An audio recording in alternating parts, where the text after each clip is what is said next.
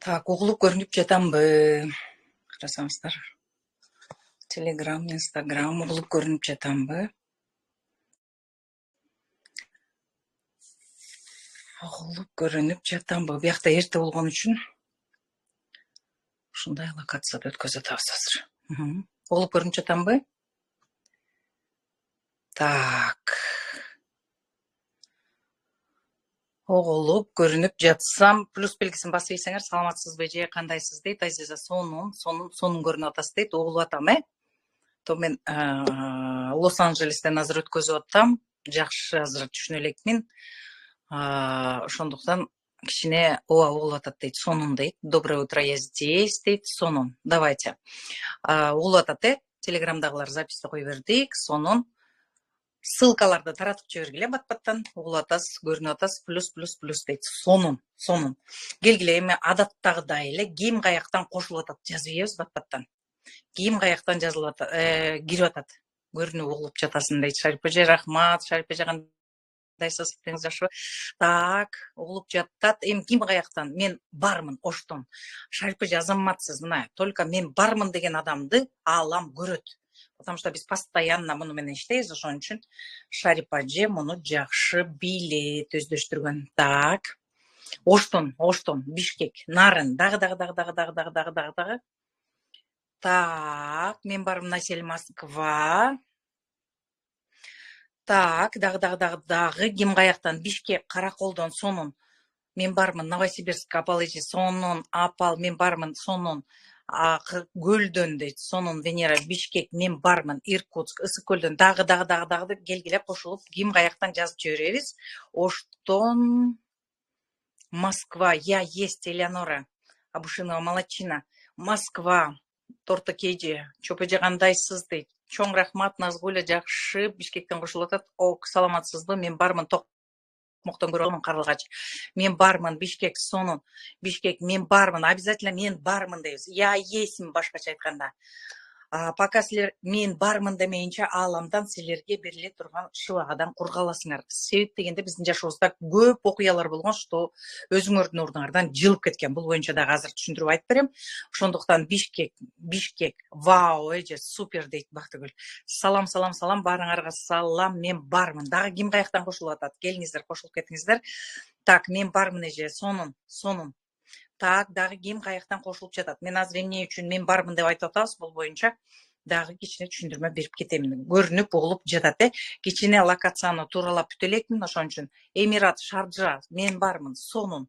Так, Бишкек, мен бармын, сонун. Мен бармын, Баткен, мен бармын, сонун. Мен Америкадан, мен бармын, Аида, сонун. Керемет. Мен бармын, салам. Дагы Телеграмдагылар жазабыз. Мен бармын, салам. Бишкек, мен бармын. Телеграмдан каяка жазат? Гүлназ, көрсөтүп койсоң. Бишкек, мен бармын. Мен Италиядан. Мира, азаматсың. Мен бармын, Бишкек. Бишкек. Вау, бүгүн сонун жолугушуу болот экен, Мен бармын, Бишкек. Дагы. Так, Америка Кошмо Штатындагы тууган тушкандарыңарга ссылканы жөнөтүп салгыла, алар дагы көрсүн. Азыр жандуу жолугушууларды өткөзгөнү жатабыз, ошондон пайдасын алып кетсин. Кандайсы жокон жеке окуңсан, сонун, буюрса сонун. Как всегда, сногсшибательный, очень рада вас видеть. Благодарю.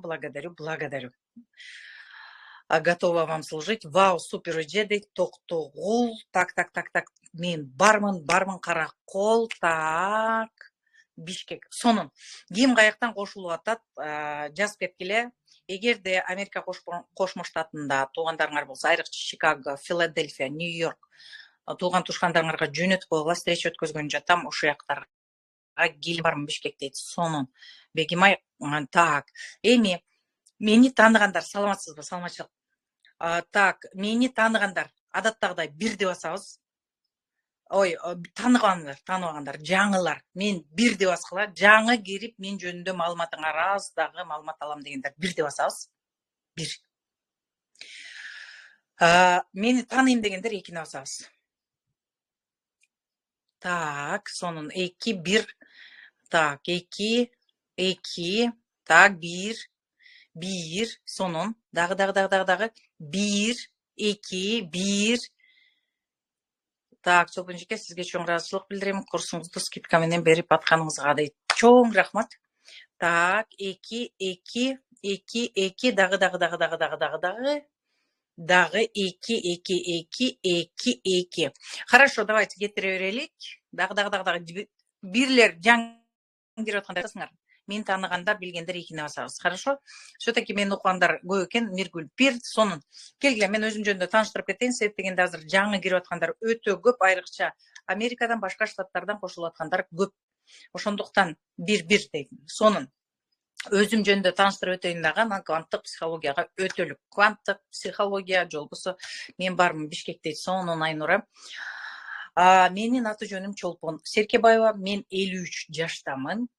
Өзүм Бишкектен мен негизи үй бүлөбүз менен Россияга көчүп кеткенбиз 14-жылы. Дагы эле баягы узун акчаны издеген боюнча, длинные деньги деп коет го орустар, ошол сыяктуу инстадан эч ким жазбай элеби дейт. Эмнени жазыш керек эле? Менин аты жөнүм дагы жолу Чолпон Серкебаева, кванттык психологмун. Эмне үчүн кванттык психологмун деймин? Азыр бул жөнүндө айтып толук маалымат берип өтөм. 53 жаштамын, балда чакам бар, үй бүлөм бар. Биз 14-жылы акчанын аркасынан Россияга кеткенбиз. Себеби аяктан биз жана переселение деген программа менен кеткенбиз. Программадан бүт биздин подъемныйды 6 айга төлөп берген, 6 айга гражданство алганбыз. Азыр Кыргызстандын дагы, Россиянын да гражданымын. Бирок Кыргызстандын гражданы эмне үчүн? Двойной гражданство азыр жок. Эгерде гражданство боюнча суроолору барлар үчүн дагы маалымат.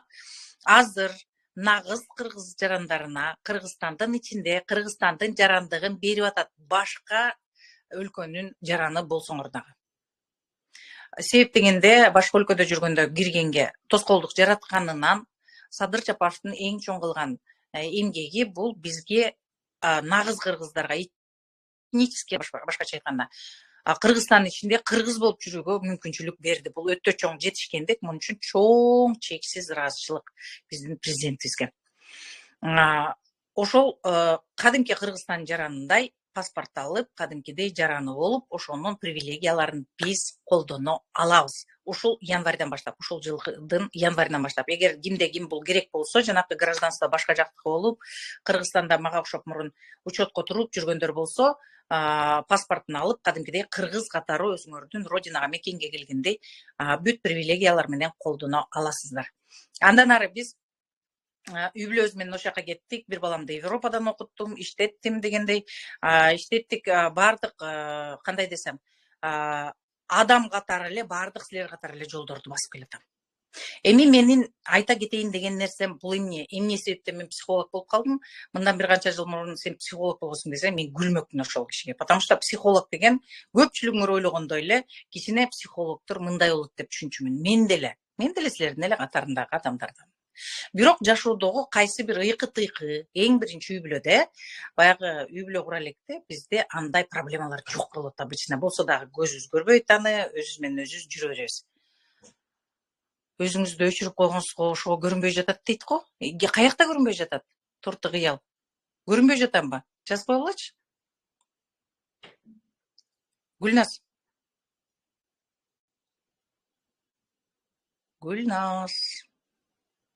Так, кыздар, мен көрүнбөй жатам. Кайсы жакта көрүнбөй жатам? Көрүнүп жатат дейт Телеграм. Видно дейт.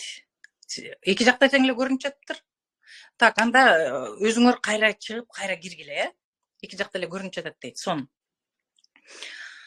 Эми так, и слышно, и видно дейт. Көрүнгөн жок дейт. Чыгып кайра киргиле, көрүнбөй аткандар. Хорошо? Көрүп жатабыз дейт, сонун эле дейт. Сон Инстаграмда көрүнүп жатам. Мына жазып атышат. Сонун эле дейт. Значит, өзүңөрдө все хорошо видно и слышно. Давайте продолжаем. Не отвлекайте, если всем видно, то у вас проблема. Мына ушундай кызык нерселер. Бардык нерсе биз турмуш кургандан башталат. Себеп дегенде ар кандай үй бүлөдөгү ыйкы-тыйкылар, кандайдыр бир келишпестиктер, кандайдыр бир нерселер именно үй бүлө курганда башталат, байкасаңар. Мага практикага келгендердин көпчүлүгү эмне деп айтат? Мен кыз кезимде шайыр элем, шаттанып жүрчү элем, жолбосо мен аял алганга чейин мындай элем. Азыр болсо билбейм, түшүнбөйм, эмне себептен ушундай болуп атам, мен билбей жатамын дешет. Көпчүлүгү. Так, значит, биздин эмне себептен биз биздин жашообузда кандайдыр бир үй бүлө кургандан кийин эмне себептен биздин кайсы бир көйгөйлөрүбүз оор коюп чыгып атат, мына ошолор жөнүндө азыр кеп кылабыз. Анан мен суроо бергиле дейм, ошол суроо бергиле дегенде суроо берип баштайсыңар. Азыр кое тургула, мен тааныштырып өтөйүн, жарайбы? Эмне үчүн кванттык психология? Психологиянын негизги максаты эмнеде? Эмне үчүн психология керек же болбосо кереги жок? Мына ушул суроолорго азыр бир сыйра түшүнүк берип өтөйүн. Анткени себеби жаңы киргендер үчүн бул өтө маанилүү деп ойлойм. Психология бул биздин Кудайга жакындообуз үчүн эле тез иштөөчү инструменттерди берет. Болду. Бизди өзүбүздү же болбосо жаратканга жакындаштыруу максаты. Вау. Ошол гана максатта бизге психологияга жардамга келет. Психология дегенди өзүңөр эле акыл эсиңер баарыңар билесиңер 21 кылымдын адамдарысыңар уже. Психо деген бул жан дүйнө жөнүндөгү илим дегенди эле билдирет. Что такое жан дүйнө биздин тилибизде? Ыйманыбыз биздин. Ыйманыбыз. Биз жашоого биринчи эмне келет? Мына ошондон баштайлык азыр. Силерге түшүнүктүү болсун үчүн. Кээ бирөөлөр психологияны бул мындай, андай деп атат. Силер өзүңөрдүн акылыңар анан жүрөгүңөр менен туйганды үйрөнгүлө. Бирөөнүн айтканы менен эмес, өзүңөрдүн мээңер салынып ошон үчүн ар бириңерге жүрөк берилген. Баарыңарга бир жүрөк бир эле кишиге берип анан ошонун айтканын жасагыла деген эмес. Менин максатым силердин өзүңөрдүн жүрөгүңөрдү укканды үйрөтүп, акылыңар менен иштегенди үйрөтүү. Болду. Мен эч качан муну кыл, тигини кыл дебейм. Мен силерге өзүңөрдүн түшүнүңөрдү ачып бергенге жардам берем. Психология деген жан дүйнө жөнүндөгү илим деп бүт дүйнө жүзү кыйкырып атат. Бирок кайсы бир себептер менен психологияга барсаңар, андай, мындай деген дагы менин практикамда кездешет. Ошон үчүн көпчүлүктөр мага окууга келгенде айтат, эмне себептен мындай? Ошону сразу түшүндүрүп кетейин. Психология өзү жан дүйнө жөнүндө илим болгон соң, биз дүйнөгө азыр давайте карап көрөлүк. Биринчи эмне келет? Биринчи атабыздан урук келет. Урукта жан жок, эчтеке жок. Аны микроскоптун микроскобу менен көрөсүңөр. Мына ошол ыйман. Анда дене жок, жүрөк да жок, мээ да жок. Пока. Значит, жашоого биздин дене биринчи келеби, акыл биринчи келеби, же ыйман биринчи келеби деген суроого жооп азыр. Эң биринчи ыйман келет. Атадан апага ыйман өтүп, апа бизге дене берет. Мына биздин мир ошондой, биздин дүйнө ошондой жаралган. Анан биз апанын курсагында 9 ай жатып, дене, акыл, жүрөк дегендин баарын, мээ дегендин баарын ошол жерден алып чыгабыз. Көрдүңөрбү? Да, душа, правильно. Душа, ыйман, жан дүйнө айырмасы жок, ким кандай түшүнсө. Просто психологияны карама-каршы өзүңөргө коюп алып, анан өзүңөрдү өзүңөр кыйнап атасыңар.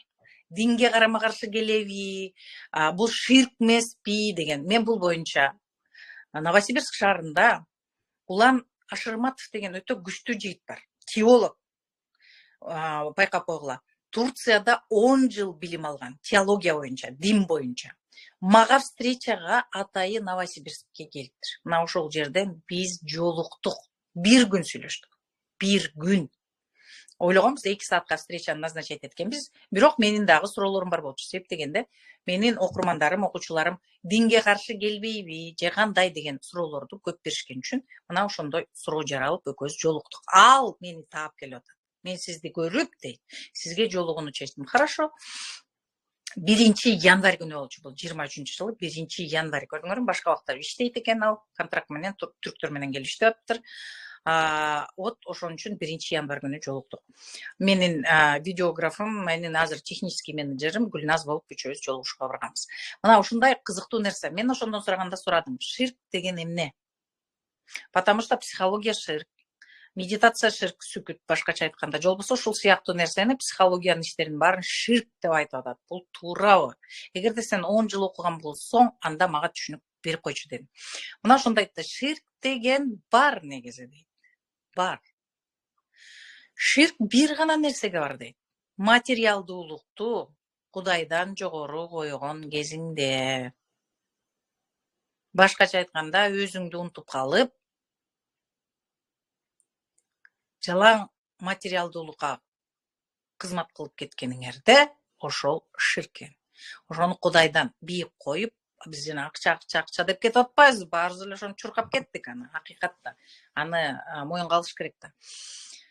Но бир убакта биз азыр токтодук. Мисалы үчүн мен акчаны көп тапкан сайын менин көкүрөгүмдөгү жыртык чоңой баштады. Мен өзүмдөн жөнүндө айтып атам азыр. Силерде кандай экенин жакшы билбейм азыр. Өзүңөр просто угуп азыр салыштырып отурсаңыздар болот. Көкүрөгүмдөгү жыртык чоңой баштаганда, канча көп тапкан сайын психология шыртты укпадым эле, бир дагы дейт сонун. Негизи просто ошондой суроолор болуп атат. Сразу азыр башында айтып коеюн, сет дегенде силерге пайдалуу болсун деп айтып атам. Сонун. И психология, диндин психологиясы дегенди дагы окуганбыз дейт. Акча чоңойгон сайын силердин да көкүрөгүңөр ачышкан, чоңой баштайт. Себеп дегенде мына ушуну Кудайдан алыстап материалдуулукка берилип кеткен деп айтылат экен. Психологияда дагы айтылат. Өзүңдү сүйбөй, башка нерсени сүйсөң, акчаны, өмүрлүк жарыңды, же болбосо ата энеңди, неважно, өзүңөн биринчи кимди койсоң, бүттү. Жашооңдогу бардык көйгөйлөр ошондон жаралат. Түшүнүңөрбү? Ошон үчүн биринчи жолду өзүңөргө ачышыңар керек. Кадамды өзүңөргө ташташыңар шарт. Өзүңдү, ошон үчүн айткан, возлюбить ближнего как самого себя. Бул сөздөрдө өтө чоң нерселер жатат. Эмне себептен? Бул улуу китепте жазылган сөздөрдөн. Эң чатак нерсе биз өзүбүздү тааныбай туруп, башка бирөөнө жакшы нерсе кылабыз деп аракет кылат экенбиз. Пока өзүбүздү таанымайынча биз эч качан өзүңөрдү сүймөйүнчө, таанымайынча бирөөнү жакшы көрүп сүйө албайсыңар. Даже төрөгөн балдарыңарды урматтоо эмнелер. Мен силерди муну 5 дагы мүнөт эмес, 3 эле секундта доказывать этип берем. Анткени мен практикамда муну көрүп өтө таң бердим. Биздин ички дүйнөбүздөгү жана высшее я деп атабыз. Ички внутренний ребенок, биздин кичинекей кызыбыз же балабыз ичибизде деп айтып атабыз. Так ошол биздин душабыз, ыйманыбыз экен. Ыйманыңарды капагыларыңар менен жашоодогу көйгөйүңөр обеспечен болот. Эгерде азыр айланаңарда кандайдыр бир силерге жакпаган окуя болуп турган болсо, силер өзүңөрдү урматтап, сыйлап, сүйүү деген нерседен алыссыңар. Өзүңөрдү кемирип, кесип, постоянно күнөөлүү сезим менен таарынычта жүргөн адамсыңар. Өзүңөргө, башка бирөөнү эмес, башка бирөөнө таарындым деген сөздүн өзү, мен өзүм таарынып атам, бирок өзүмө кантип айтам, бирөө аркылуу мен чыгарып атам дегенди билдирет. Мына ушундай кызык нерселер. Ошондуктан эң биринчи жанакы внутренний ребенок дейбизби, высшее я дейбизби, өзүбүздүн кичинекей кызыбыз дейбизби, же болбосо ыйманыбыз дейбизби, же душабыз дейбизби, айырмасы жок. Ошону ыраазы кылмайынча силер жашооңордо бүт тапканыңарды берсеңер дагы эч кимге жакпайсыңар. Муну өзүңөр деле басып келатасыңар жашоого. Буга менин далилдөөм деле керек эмес. Түшүнүктүү, Мына ушундай мен психологияга туура өзүм 25 жашымдан бери изилденип келатам. Мен эң биринчи жазган, өзүм менен иштеп баштаганым бул тоонун башында уйсаап, связи жок, 15 уйсайм, аны сүткө тартам. Ким айылдагы жашоо менен тааныш болсо жакшы түшүнөсүңөр. Аны май каймакты чалып май жасайм, сары май, анткени тоодо чирип кетет билесиңер, соответственно, ошону сатып, анан күн көрчүбүз. Азыр мен жакшынакай кийинип алып эле Лос-Анджелесте силерге сабак өтүп атсам ойлогула, конечно, чолпон, сага айтканга оңой.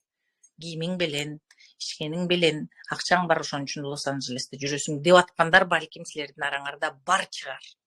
Плюс басып койгула ошондойлор болсо.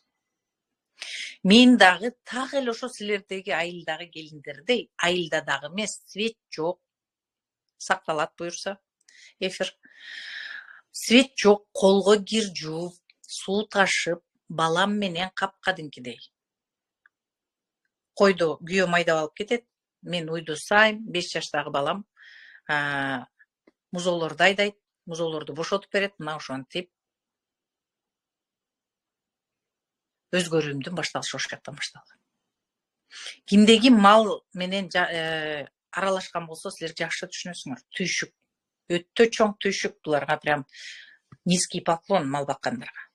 Эгерде бизде жок дегенде түнкүсүн уктап атсак, жылуу төшөктө, малчы түнчүндө дагы кийимчен жатат. Көпчүлүк учурда. Карышкыр тийип кетпесин, туу тубагында андан бетер. Жаан чачын деген малчыга түшүнүк жок. Биз жаанда чыкпай койсок болот кээ бир учурда үйгө. Но малчы үчүн эмес. Мына ошондой условияда тоонун башында жүрүп, анан менин өзгөрүүм башталган. Сиз мал саагансызбы чолпон эже дейт. Ооба, мына ушул колдорум менен.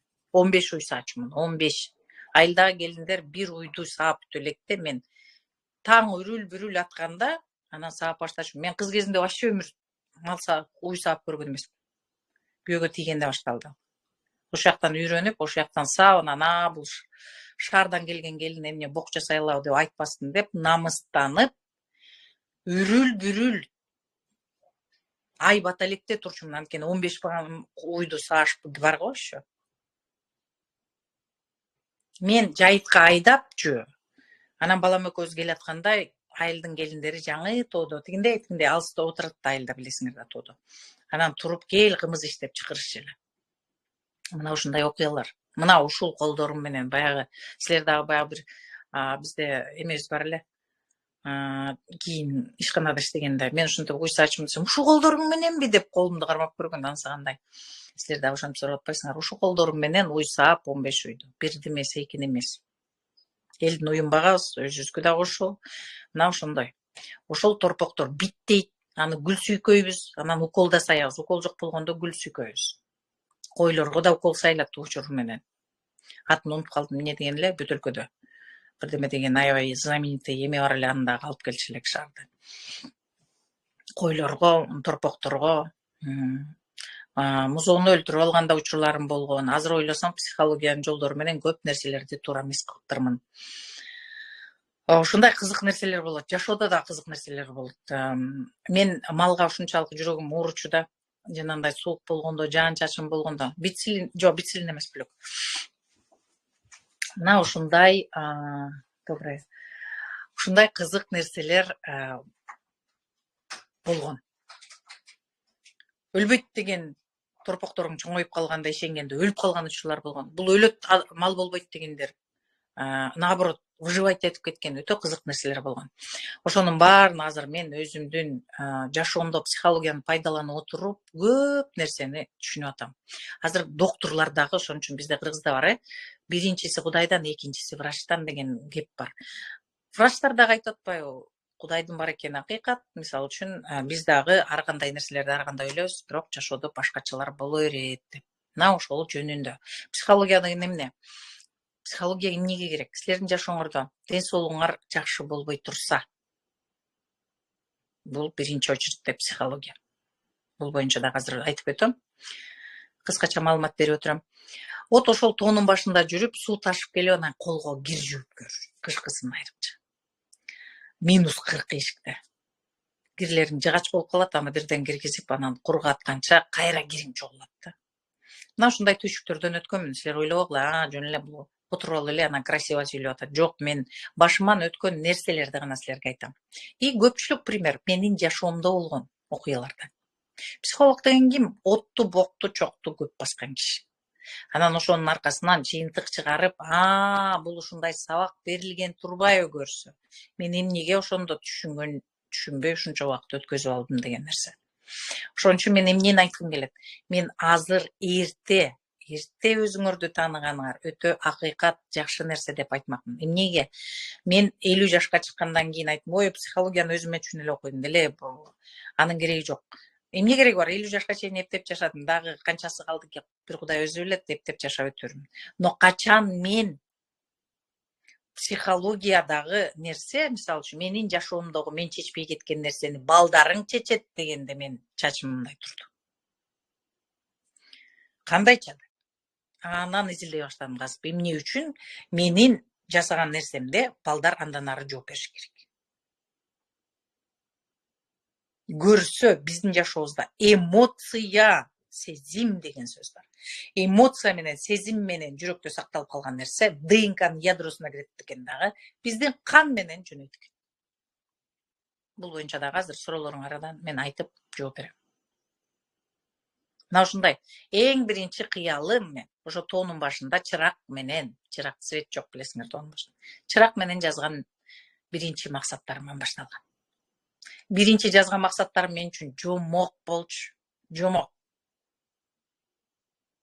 Кадимки жомок болчу. Өзүм жазып, өзүм окуп алып, өзүм трактап күлгөм. Күйөөмө көрсөтпөй катып койгом.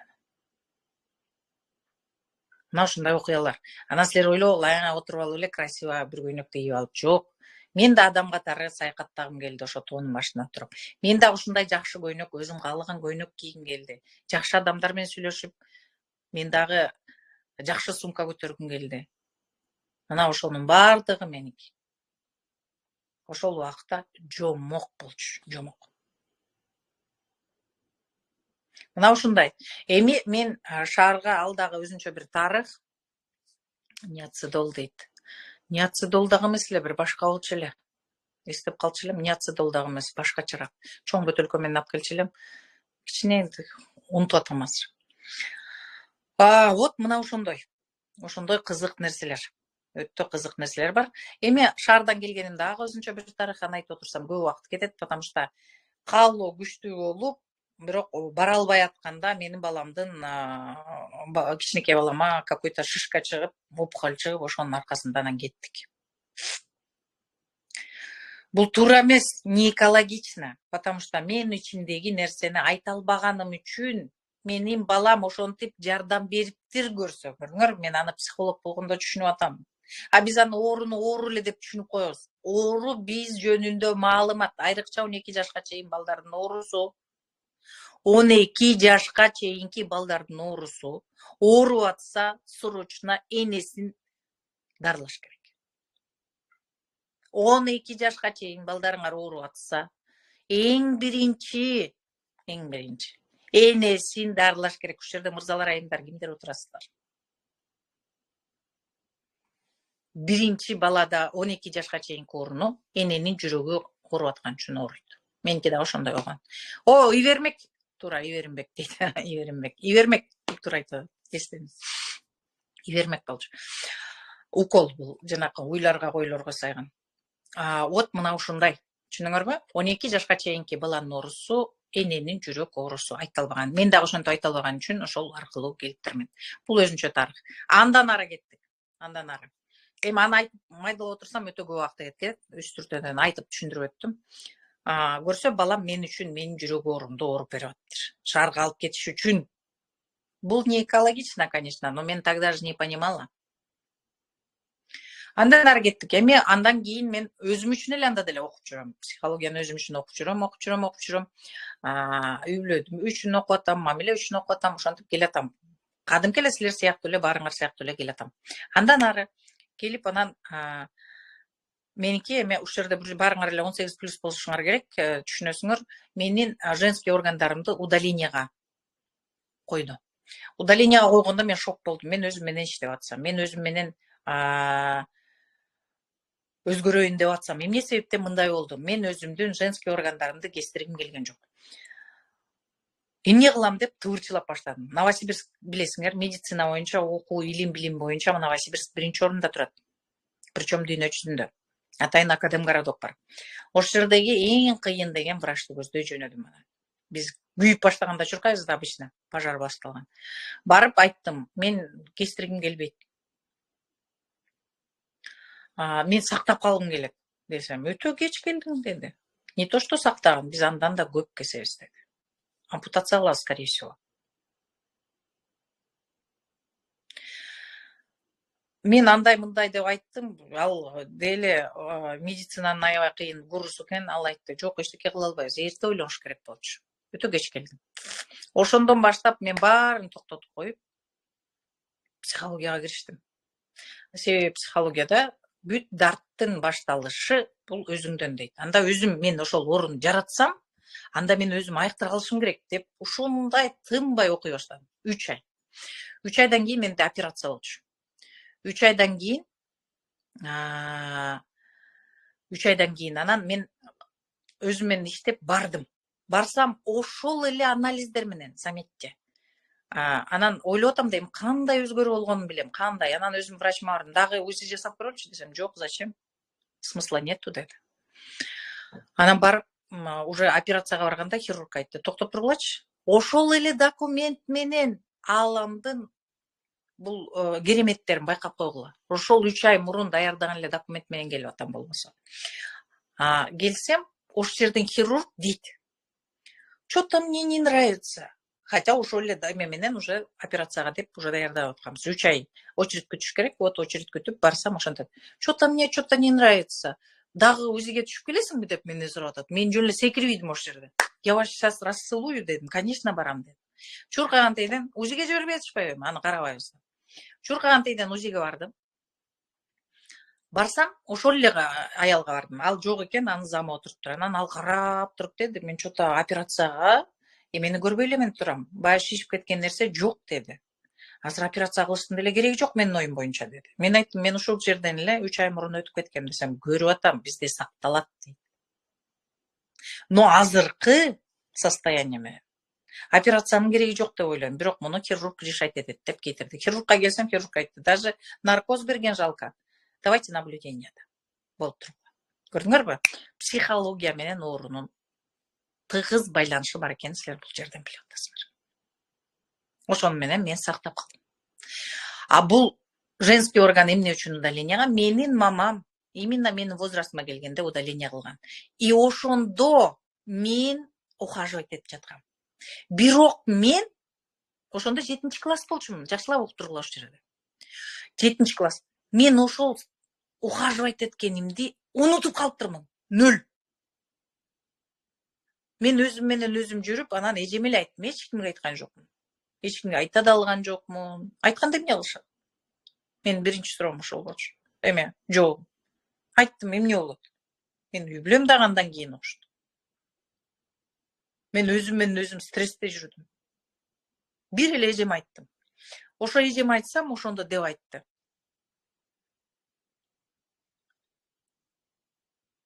Сен мамам баягы операция болгондо сен ухаживать этип жатпадың беле деди. Мен аны унутуп калыптырмын. Карагыла эми. Адам стресс болгондо ошол состоянияны бекитип салат экен. Блоктоп. Көрсөм, мамам операция болгон учурда мен кийин эстесем, мамам өлүп калбасын деп бала коркуп кеткенде, эне үчүн как будто ошол моментте өлүп калат экен. Мамам эле тирүү калсын деп. Көрдүңөрбү? Ошол убакта өлүп калгандагы моменттер памятте жок. Жанагы балалык кезимде эстей албайтам, аны эстей албайтам дегендерде ошол убакта силерде сильный стресс болгон. Ошол убакта дене кадимкидей өлүп, ошол информация жабылып калат экен.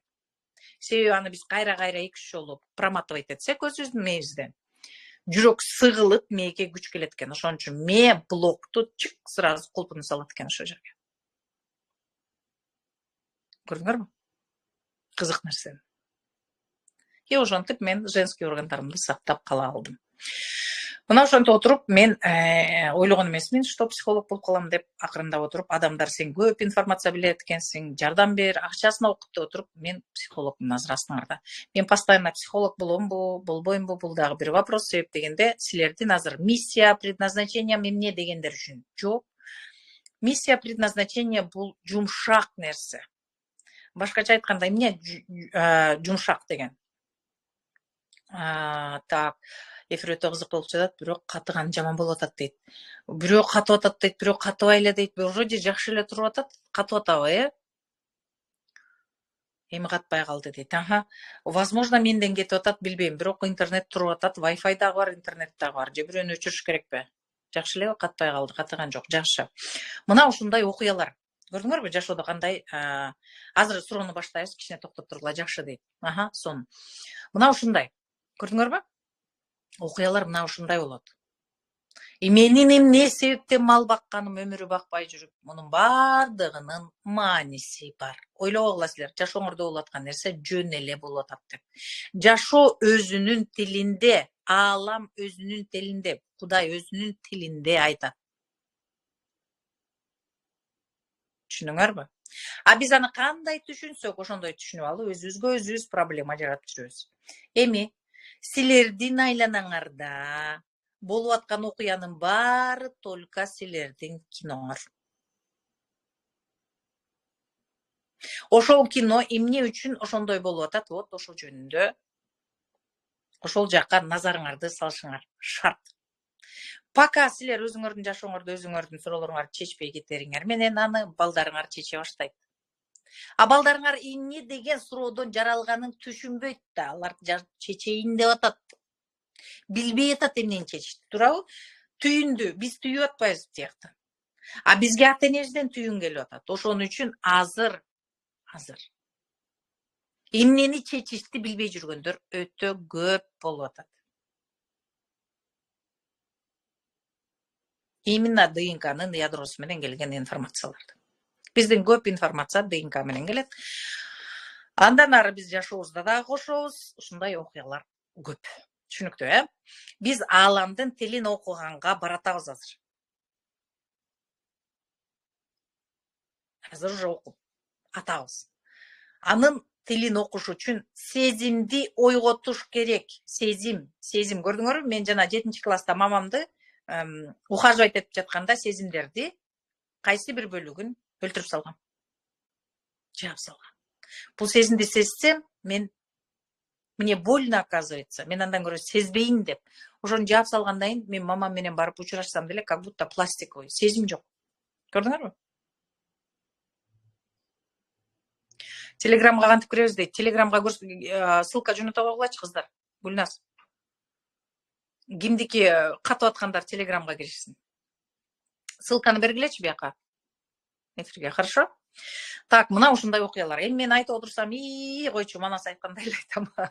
Бир күн кечке. Мне это нравится, самое главное, да? Ошон үчүн булардын баарын айтып бергенге уже 40 мүнөт болуп кеттиптир. Киргиле суроолоруңарга жооп берейин. Телеграмга эмне деп киребиз дейт. Ссылканы жөнөтө койгулачы кыздар. Могу жерде Мээрим деген менин менеджерим отурат, Нурперим деген сулуу отурат, Гүлназ деген сулуу отурат, Саулешка деген сулуулар отурат. Келгиле, жөнөтүп ийгилечи ссылкаларды. Кире калгыла. Так, эми суроолорго жооп берейин, Мында үстүртөдөн айтып өттүм. Кванттык психология деген эмне? Квант деген бул бир бүтүн дегенди билдирет. Баарыбыз бир бүтүндөн турабыз, башкача айтканда. Баарыбыз бир бүтүндөн. Анткени себеби менин ата-энемдин ата энеси, 7 ата-эне тек деген уже бир канча 100 киши. Эгерде андан ары биз көбөйтсөк, бул деген дүйнө жүзүндөгү биздин туугандарыбыз болуп чыгат. Ошон үчүн жанакы брат, сестра дегендин мааниси мына ошол жерде жатат. Акыры барып түбүбүз бир дегенди билдирет. Но биз эми тарап кеткенбиз, ошон үчүн түшүнүгүбүз ушундай болуп калган. Мына ушундай. Түшүнүктүү, Так. Бесплодие эмнеликтен болот? Нуркыз, карагыла. Суроолорго жооп берип баштадым. Анан калганын ошо суроолор менен түшүндүрүп кетейин, Так, бесплодие эмнеден болот? Эгерде бүт врачтын диагноздору туура болсо, силердин жашооңордо, силер өзүңөрдүкү, Нуркыз? Давайте ошондон баштайлы. Өзүңөргө тиешелүү суроону гана беребиз. Кошуна колоңдукун, күйөөнүкүн, аялдыкын, же болбосо дагы тиги туугандыкын эмес. Мен жооп бере берем, бирок жоопкерчилик силердин мойнуңарга жүгү силерге түшүп калат. Чиеленишүү, тагдырдын чиеленишүүсү деген бар. Силер бирөөнүн огородуна суроо сопкуту жок кирериңер менен, бирөө үчүн билип берип мен жакшы кылып атам деген дагы ал сураган жок болсо, силер үчүн жүк. Сразу мойнуңарга көтөрүп жөнөйсүңөр. Ошон үчүн только өзүңөргө тиешелүү суроолорду бергиле. Өзүңөргө. Түшүнүктүүбү? Бесплодие. Мен жооп бере берем, бирок жоопкерчилиги силердин мойнуңарга түшүп калат. Анын жүгүн силер көтөрө баштайсыңар. Жашоодо билесиңер, бирөө жөнүндө кеп кылганда, ойлогондо, жакшы айтканда, жаман айтканда тагдырын көтөрүп жөнөйсүңөр. Ошон үчүн айтат, здесь и сейчас дегендин мааниси ошондо. Ар кимдин огородуна кирбей, өзүңдүн огородуңду, кол утуңду карап, өзүңдүн ички ребеногуң менен занимайся деген сөз. Кудай менен бол деген сөз. Частичка Бога в нас. Ошон үчүн бизди жараткан, ар бирибизди ушунчалык бизди Кудай сүйүүсү менен жараткан, что ар бирибизге өзүнүн бир бөлүгүн кошуп берген деген сөз. Ошон үчүн жүрөгүбүз согуп атат.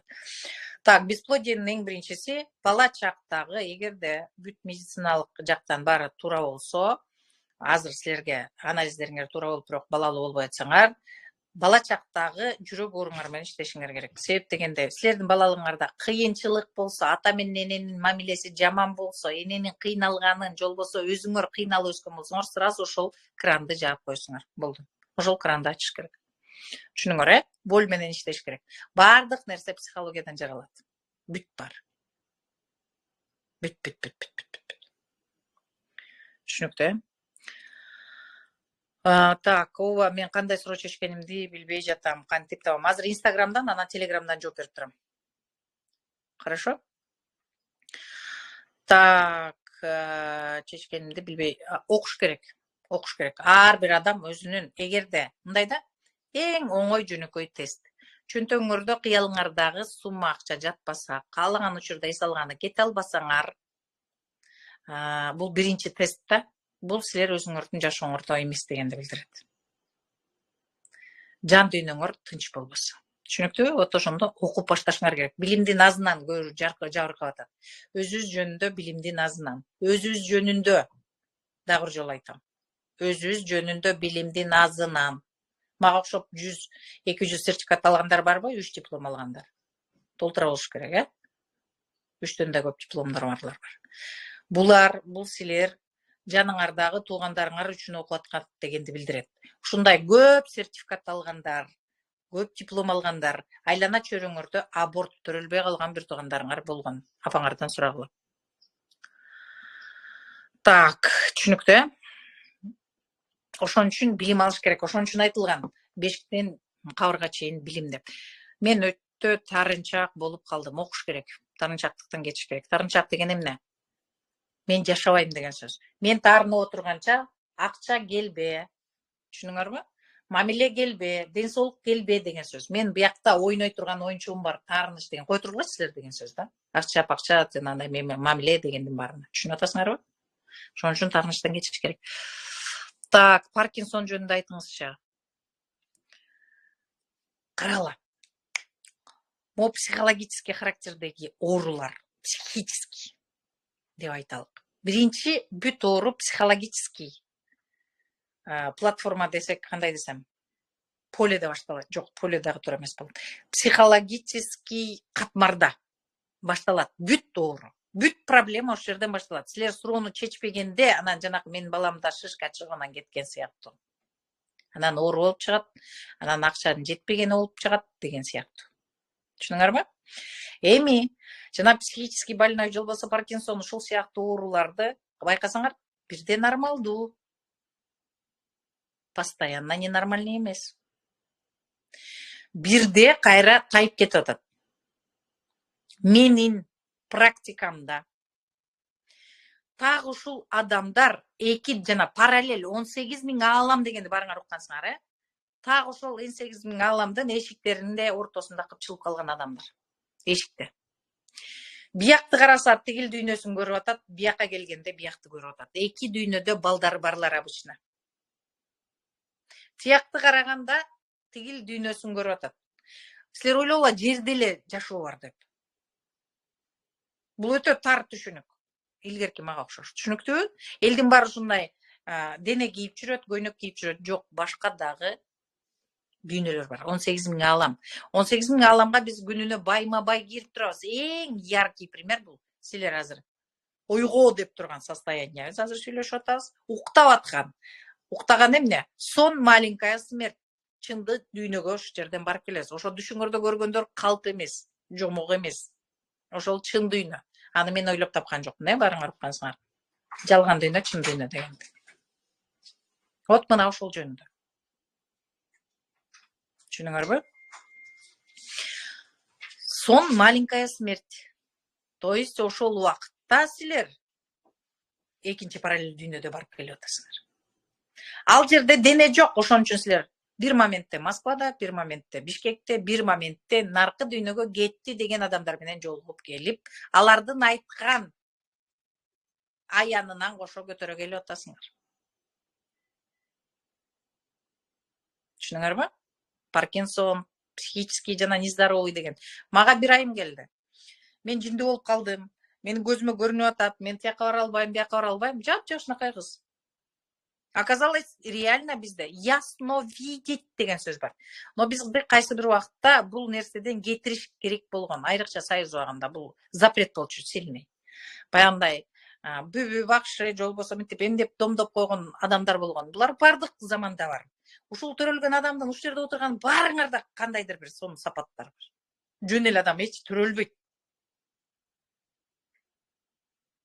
Эми азыр ушул жердегилер азыр өзүңөргө жооп бергиле. Бала чагыңарда, дагы жолу айтам, кандайдыр бир нерселерди көрчүсүңөр. Барыңар. Мен муну изилдеп көрдүм. 100%. Бирок аны силер айтып баштаганда ата-энеңер менен дөөрүп атат. Кичинекей неменин көзүнө көрүнүп атат. Оюндагысын айтып атат. Бир жерден көрүп алган го деген. Мен муну чоң адамдардан изилдеп чыктым. 100% барыбыз 4 жашка чейин мурунку жашообуз жөнүндө маалымат алып келебиз.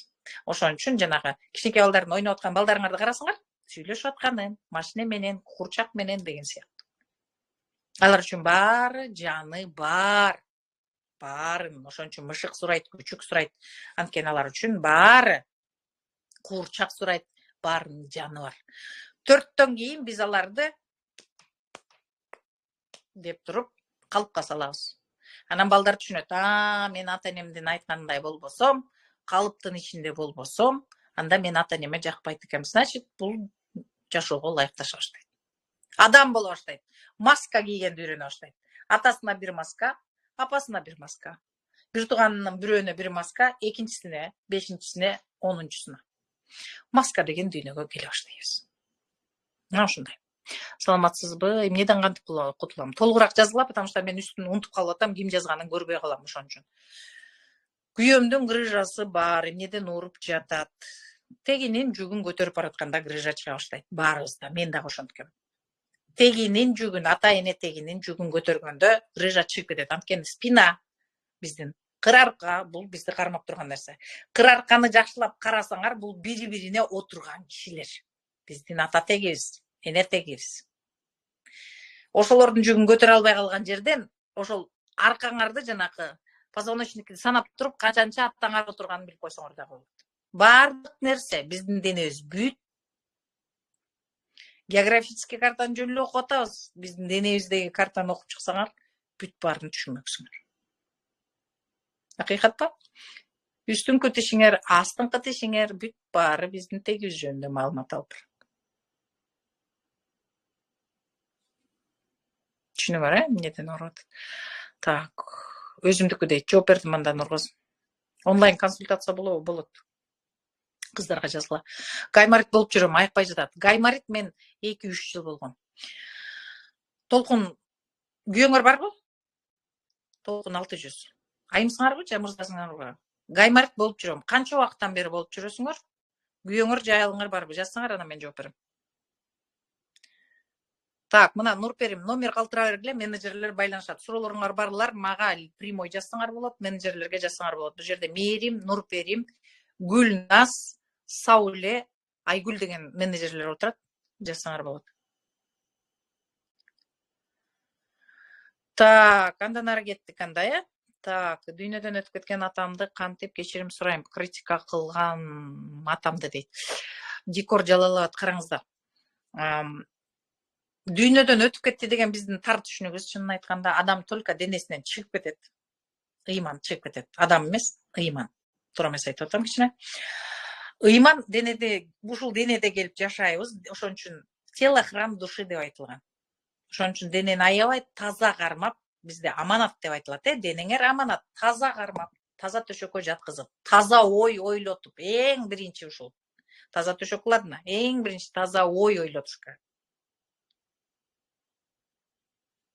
Таза машинеге салып, таза саякаттарга алып барып, таза адамдар менен жүрүү бул бизге берилген нерсе. Ошон үчүн тело храм души деп айткан. Жолбосо айтканда биздин жан дүйнөбүз, ыйманыбыз жашаган үй. Канчалык ошону кандай күтөсүңөр, ошого жараша болот. Биз андан чыгып кетебиз денеден. Бул биринчиси. Ата-энелер өтүп кетти деген нерселер жок. Только биздин көзүбүзгө көрүнбөйт. Ясно видеть. Бул жанагы көз ачык деген сөздөр ошондон келген.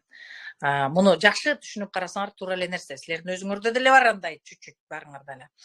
Ясно слышать кээ бирөөнү айтып кетет кадимкидей эле жанакы көрүнбөгөн адамдарыбыз. Биздин ошол жана өтүп кетти дегендер. Аян берди деген, анан айтты деген нерселер. Ясно слышать, ясно знать, ясно знание. Көрдүңөрбү? Мунун бардыгы жанагындай окуялардан келип чыккан бар нерсе. Ата эне менен иштеш үчүн атайын окуулар бар. Келсеңер болот бизге. Азыр Олборбой менен иштеп атабыз. Эң биринчи ыраазычылык жок дегенди айткыла. Хорошо? Ыраазычылык. Ал карагылайм, көрдүңөрбү? Кечирим кантип сурайм? Кечирим деген не о чем? Ал силердин тажрыйбаңар болчу. Ошол убакта кайсы бир нерсеге силер капа болгонсуңар. Туурабы атаңарга? Анткени бала болчусуңар. Уруксат бериш керек өзүңөргө. Ката кылганга өзүңөргө уруксат бергенди үйрөнгүлө. Силердин азыркы мээңер болсо эч качан ошондой кылмак эмессиңер да. Бала болчусуңар, бир нерсеге капа болдуңар. Тигинин кызындай же тигинин баласындай мени күтпөй койду. Ошон үчүн атама же апама капамын дегендер бар, туурабы? Обычно ата энеге эле таарыныч болот. Жана күйөөгө таарынып атам, анан баланча, анан баланама, келиниме түкүнчө дегенде ата энеге эле таарыныч, ошонун варианттарын эле биз ойлоп таба алабыз. Таарыныч деген эмне? Таарыныч, күнөөлүү сезим деген бул өзү биздин 18+тун оюнчуктары. Мен видеом бар, YouTube'дан карасаңар. Кадимкидей биз ойнойбуз. Чоңдордун оюну. Таарыныч. Анан тиги кызыл жоолук мага жашыл жоолук. Ага чачысы бар, мага чачысы жок. Тиги устукан, буга бу устукан.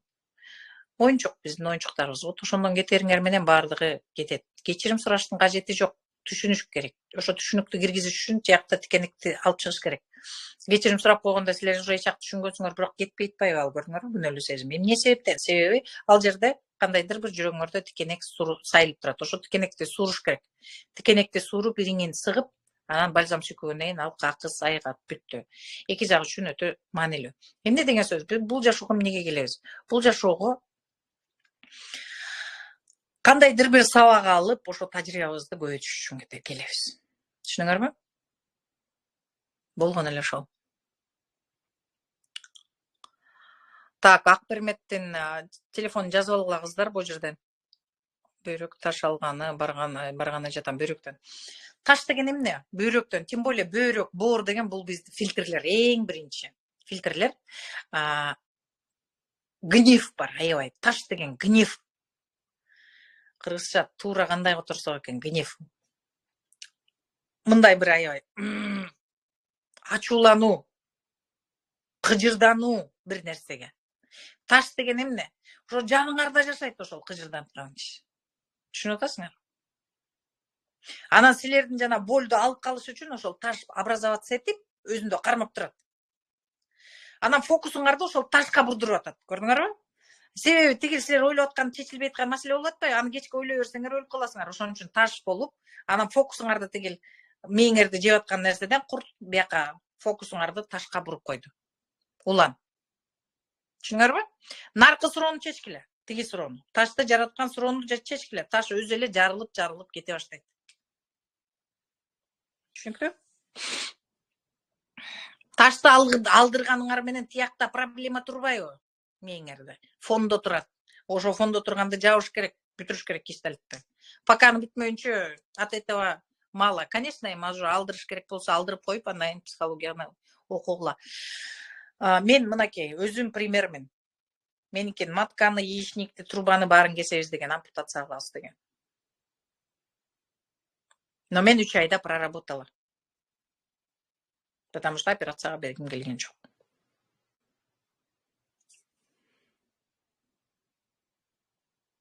Акыл менен сезимди кантип айырмалайм? Сонун суроо. Акыл деген бияк. Постоянно айтат. Мындай да. Сезим деген бияк. Сезим эмне дейт? Жүрүү, эс алабыз, Лос-Анджелеске барабыз, учабыз, жыргайбыз десе асылда атаң башы отур, чөнтөгүңдө акчаңды саначы деп коет. Бул акыл. Бизди акыл башкарып калган. Сезим эмес. Сезим башкарганда башкача жашамакпыз. Көпчүлүгүн акылга алдырып ийгенбиз. Эмне себептен? Баары эмне кылып атат? Биздин биринчи сурообуз. Ким каяктан акча таап атат? Баланча жерден байыган, мен да ошол жака барайын. Баарыбыз кылып көрбөдүкпү? Дордойго чыгып көрдүк, мен да чыгып көргөм. Антип көрдүк, базарга бардык, баарыбыз өтпөдүкпү? 95%, как минимум. ооба бирөөнүкү базардан, анткени анын жүрөгү ошол жерден ырдайт. Соода кылганда, элдер менен сүйлөшкөндө, элдерге жакшы товар бергенде, понимаете, ошон үчүн байды. Но баары байыган жок да. Анткени им не нравится эта работа. Оказывается, это и не их миссия, и не предназначение. Бирөөсү мал баккандан, чойтеркечим ырдаган бойдон кетти, малдары семиз, элдин баары келгени благодарность менен акча берип атат, байып атат. Баарыбыз мал багып көрдүк, биз дагы байыбыз деп мал бакканбыз. Но меники душа не поет, анткени мал не моё. Түшүнүңөрбү? Ошон үчүн сезимди биринчи сезишиңер керек. Ар бир адамга, запомните, ар бир жер деген планетага келген ар бир адамга Кудайым уже биздин миссиябызды даярдап берген. Ушундан бай болосуң деп. Вот ошону өзүбүздү таанып айтпайбызбы? Мен 3 диплом алдым. Дагы толтура 100 сертификатым бар, Ошого кетирип өзүмдү издеп жүрөм. Талаадан издеп жүрөм.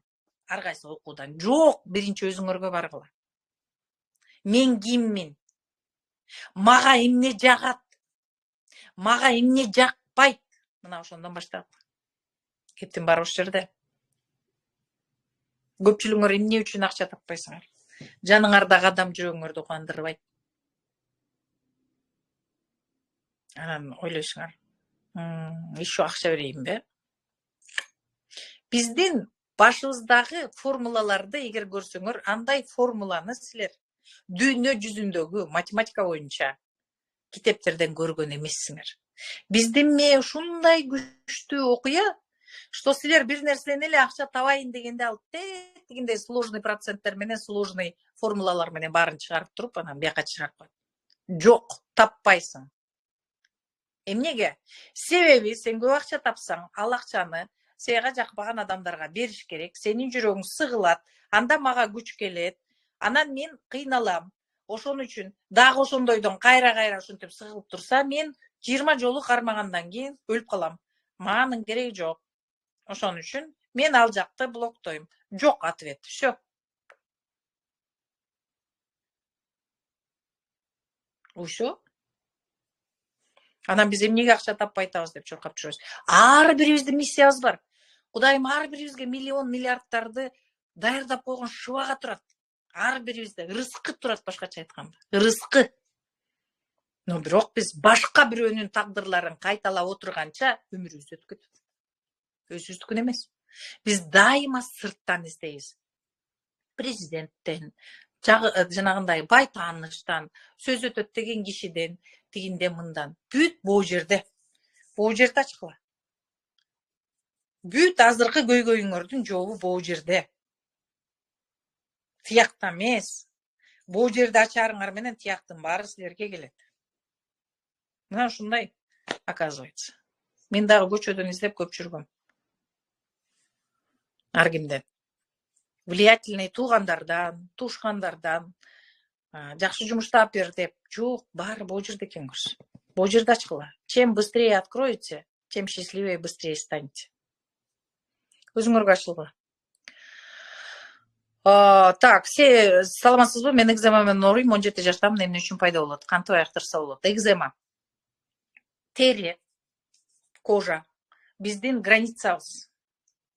Башка мир менен көрүп атасыңар, Граница. Чегара. Чегараңызды бирөө басып бузган. Айзат, наверное, да? Не знаю. Айым окшойсуңар. Скорее всего, эркек киши.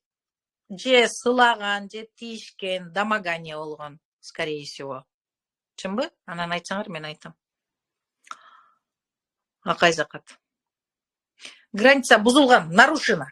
То есть силер каалабай турганда бирөө нарушение кылган.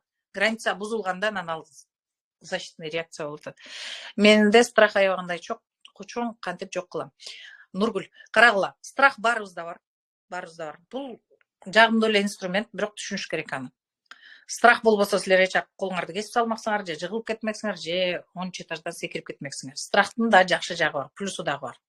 Бирок эң чоң страх бул өлүп калам деген страх. Эң корень всех страхов бул өлүп калам. Түшүнүңөрбү? Вот ошол жөнүндө туура маалымат алып өзүңөрдү кеңейткен соң силер коркпой каласыңар эч нерседен. Түшүнүңөрбү? Ошон үчүн өзүңөрдү таанып окушуңар керек. Эң биринчи бүт силерди парализовать этип аткан бул өлүп калам деген страх. Көп адамдар ошол өлүп калам деп тирүү туруп өлүк боюнча жашап атышат. Түшүнүңөрбү? Биз уже боло турган нерсе давным-давно болгон. Качан биз төрөлгөндө, биз өлүш үчүн уже кайсы бир убакта өлүш үчүн төрөлгөнбүз. Все уже случилось, самое страшное. Теперь надо жить азыр. Радуйтесь и живите. Чего бояться? Ар бир адам кайсы бир 100-150-ге чыкканда кетет. Акыйкат бул. Эч ким калып калган жок. Биз ошону билип туруп уже төрөлгөнбүз дегенде, уже самое страшное случилось. Так что не бойтесь, живите. Түшүндүрө алдымбы? Так, сол бутумда баш бармактын жанында томок пайда болуп чоңоюп жатат. Себеби эмнеде? Туура эмес басасыңар, газель. Биринчи томоктун пайда болушу вальгостун бул туура эмес басканда. Эмне үчүн туура эмес басасыңар? Анткени көтөргөн жүгүңөр бар. Көрдүңөрбү булар бири-бирине кандай байланыш? Ойлогула силер жөн эле экенби? Силер мондай басасыңар. Скорее всего, плоскостопие. Бут менен. Бут мондай басыш керек. Кыры менен. А силер мондай басасыңар.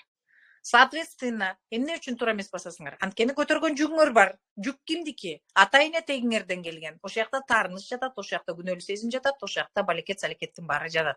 Возможно, силерде и грыжа бар, туда-сюда. И еще силердин тишиңер туура эмес, тишиңер ооруйт еще. Тишиңердин кайсы бир нерселеринде какой-то дагы бузуктар бар.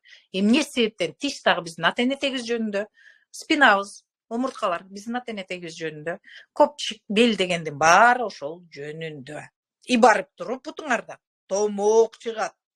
Силер ойлогула, томок эле чыгып калды, башкасына тиешеси жок. Аябай тиешеси бар. Аябай. Түшүндүрө алдымбы? Азыр мен айткандар чын болсо жазып койгула, газель. Атыңар сонун экен, газель. Так, давление эмнеден болот? Психология жардам берет. Окумуштуудай. Бир эле сабак менен давлениядан чыгып кетсе болот. Бир разбор менен сабагыбыз. Мага ретритке баргандардын баары 3 эле күндө баарынан айыгып кетип атышат. 3 эле күндө. Мына отзывдарды окусаңар болот каналдан. Давление деген эмне? Бул кан басым.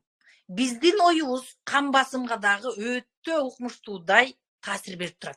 Кандын составын өзгөртүп, биздин оюбуз давленияны түшүрөт, башкача айтканда өлтүрүп таштайт, кайра көтөрөт, кайра жана анализдердин ар кандай чыгарганына, температураны өзгөртөбүз. Бүт могу жердеги оюңар. Түшүнүңөрбү? Давление деген эмнеден болот? Постоянно фондо ойноп турган, силер чече албаган проблема бар. Мисалга, аялы күйөөсү жашап атса, күйөөнүн үстүндө давление болсо, мындайда аялым менен бул суроону чече албайм. Көбүнчө бул акыйкаттыкты эле айта берейин, бул разводдор. Жашагысы келбейсиңер, бирок жашап атасыңар. Анткени эл айтат, балдар чоңоюп калды, эртең келин алам, нана-мана, пата-тата. Всё. Давление. Это банальный, да? Өтө банальный. Вот мына ошон үчүн өзүңөр менен суроону чечиш керек биринчи. Кантип? Мен эмнени каалап атам, эмне үчүн мындай суроону өзүңөр менен айткыла. Мен ушуга кыжалатмын деп. Аны айтсаңар жоонуп калсаңар. Элементарно, банально. Ооруңардын азыр ушул жерде көпчүлүгү үй бүлөдөн чыгат. Же чече албайсыңар, же айта албайсыңар. Анан ичиңерден эле бурхан шаркан. Анан баары кете берет. Түшүнүктүүбү? Ошону ооз менен айтып чечиш керек. Эже, сизге чоң рахмат, сонун түшүндүрүп бердиңиз. Мен ички сезимде, кичинекей кезинде дейт, 3-класс болчумун, папа менен мамам ажырашып кеткен, анан мамам жүрөгү ооруп калган. Азыр меники мамамдыкындай болуп ооруп калат кээде. Ошол мамамдан мага өтө аябай өтөт. Моментально өтөт. Анткени биз ойлойбуз, кичинекей бала энесинин кыйналып аткан, атасынын кыйналып атканын каяктан сезет. Ай, биз ошолордун канынан турабыз 100%. 100%. ДНК ошолордукунан турабыз. Алардын биз айтабыз, көрсөтпөй урушалы балдарга деген жакшы мода бар, алардын жүрөгү ооруп кетет. Нифига, силер көрсөтмөк түгүл Африкага барып урушуп келсеңер дагы бала кванттык бөлүкчөлөр аркылуу в моменте сезип турат. Моменте. Мына ошон үчүн кванттык психология. Моменте. Буну кандай пример менен көрсөтсөм болот? Колуңардан пальчиктен бирөөнүн канын алгандагы өзүн анализге башка шаардын башка бөлүгүнө алып барган. Ошол кишиге ээсине канды алып кеткен деген канды наблюдать этип отурушат карап тиякта. Жакшы маанайда ачкан кинону көрсөтүшкөн. Баягы ээси капкырып күлүп сонун отурганда кандын баардык жанакы гемоглобин кызыл денече ак денече чуркап микробторду жеп ушундай сонун көңүлдүү жашоо чуркап. Ошол эле моментте ошол кишиге капалуу нерсени көрсөткөн. Көрсөткөндө кызыл денечелер өлө баштаган. Микробтор чоңоюп, атака кыла баштаган. Жеп. Көрдүңөрбү? Кандай иштейт? Эшак алып кеткен тиякта каны кандай реакция берип атат. А силердин балдарыңар 100% силердин каныңардан турат. Силер ата-энеңердин канынан турасыңар 100%. Акыйкатпы? Ана биз көрбөй эле. Силер өзүңөр байкасаңар, сонун эле жүрүп бир убакта тырс настроениеңер түшүп калат. Ошол убакта апаңарга чалгыла, апа эмне болду деп. Ошондо жакшы түшүнөсүңөр. Так, андан ары кеттик. Эфир сакталат. Күйөөмдү абдан жек көрөм, жашай албай жатам. Балдарымды ойлосом, иши меңшерилишет. Карагылачы, көрүңөрбү? Өтө маанилүү ушундай ситуация. Биз оозубуз менен айттым, бул дагы жакшы канакей айтып берип атат. Оозубуз менен айтпай ичибизден түтөп жүрө беребиз. Ошондо давление низкий, высокий, ана балекет, сөлөкөт, жара операциянын баары ошол жерден чыгат. Карагыла, атасын типа балабызды спасать этип атабыз. Атасынын жанында жашап, өзүбүздү жертва кылып атабыз. Бул бала көтөрө алгыс жүк. Запомните. Бала көтөрө алгыс жүк. Анткени сен үчүн мен атаң менен жашап атам деген сөз. Сен үчүн деген сөздү көтөрө албайт бала. Эмнеге? Себеби силердин жана ичиңердеги кичинекей бала капа. Ал бала капа турганча балаңарды бүт жанчасыңар. Биринчи тукумду жанчасыңар. Ошон үчүн абайлагыла. Лучше жакпаса ачыңарды айтып, балаңарды жетелеп кеткениңер бала үчүн, өзүңөр үчүн, күйөөңөр үчүн, баары үчүн жакшы. Бул өтө чоң бала үчүн көтөрө алгыс жүк. И бул силердики тетиги атаңардан келаткан окуя. Каныкей. Биздин бияктагы чип тааныган эле нерселерди окуйт. Эң кызык нерсе. Балыкчы балыкчыны алыстан тааныйт деген сөздү мен иттей такыр түшүнчү эмесмин. Кантип 1000 киши келатса, ошонун бир балыкчы экенин кантип билсе болот? Айланайын кыргызым ай, айтып эле кое берет. Ко депчи. Көрсө. Биздин флешкага окуган эле адамдарды тартат экенбиз. Башкача айтканда, бала чакта бул флешкага эмнелер запись болсо, биз анан чоңойгондо так ошол жерден баштап улантат экенбиз. Күйөөнү так эле ошол биздин чипте жазылган нерсени же аялды ошого окшош таап алат экенбиз.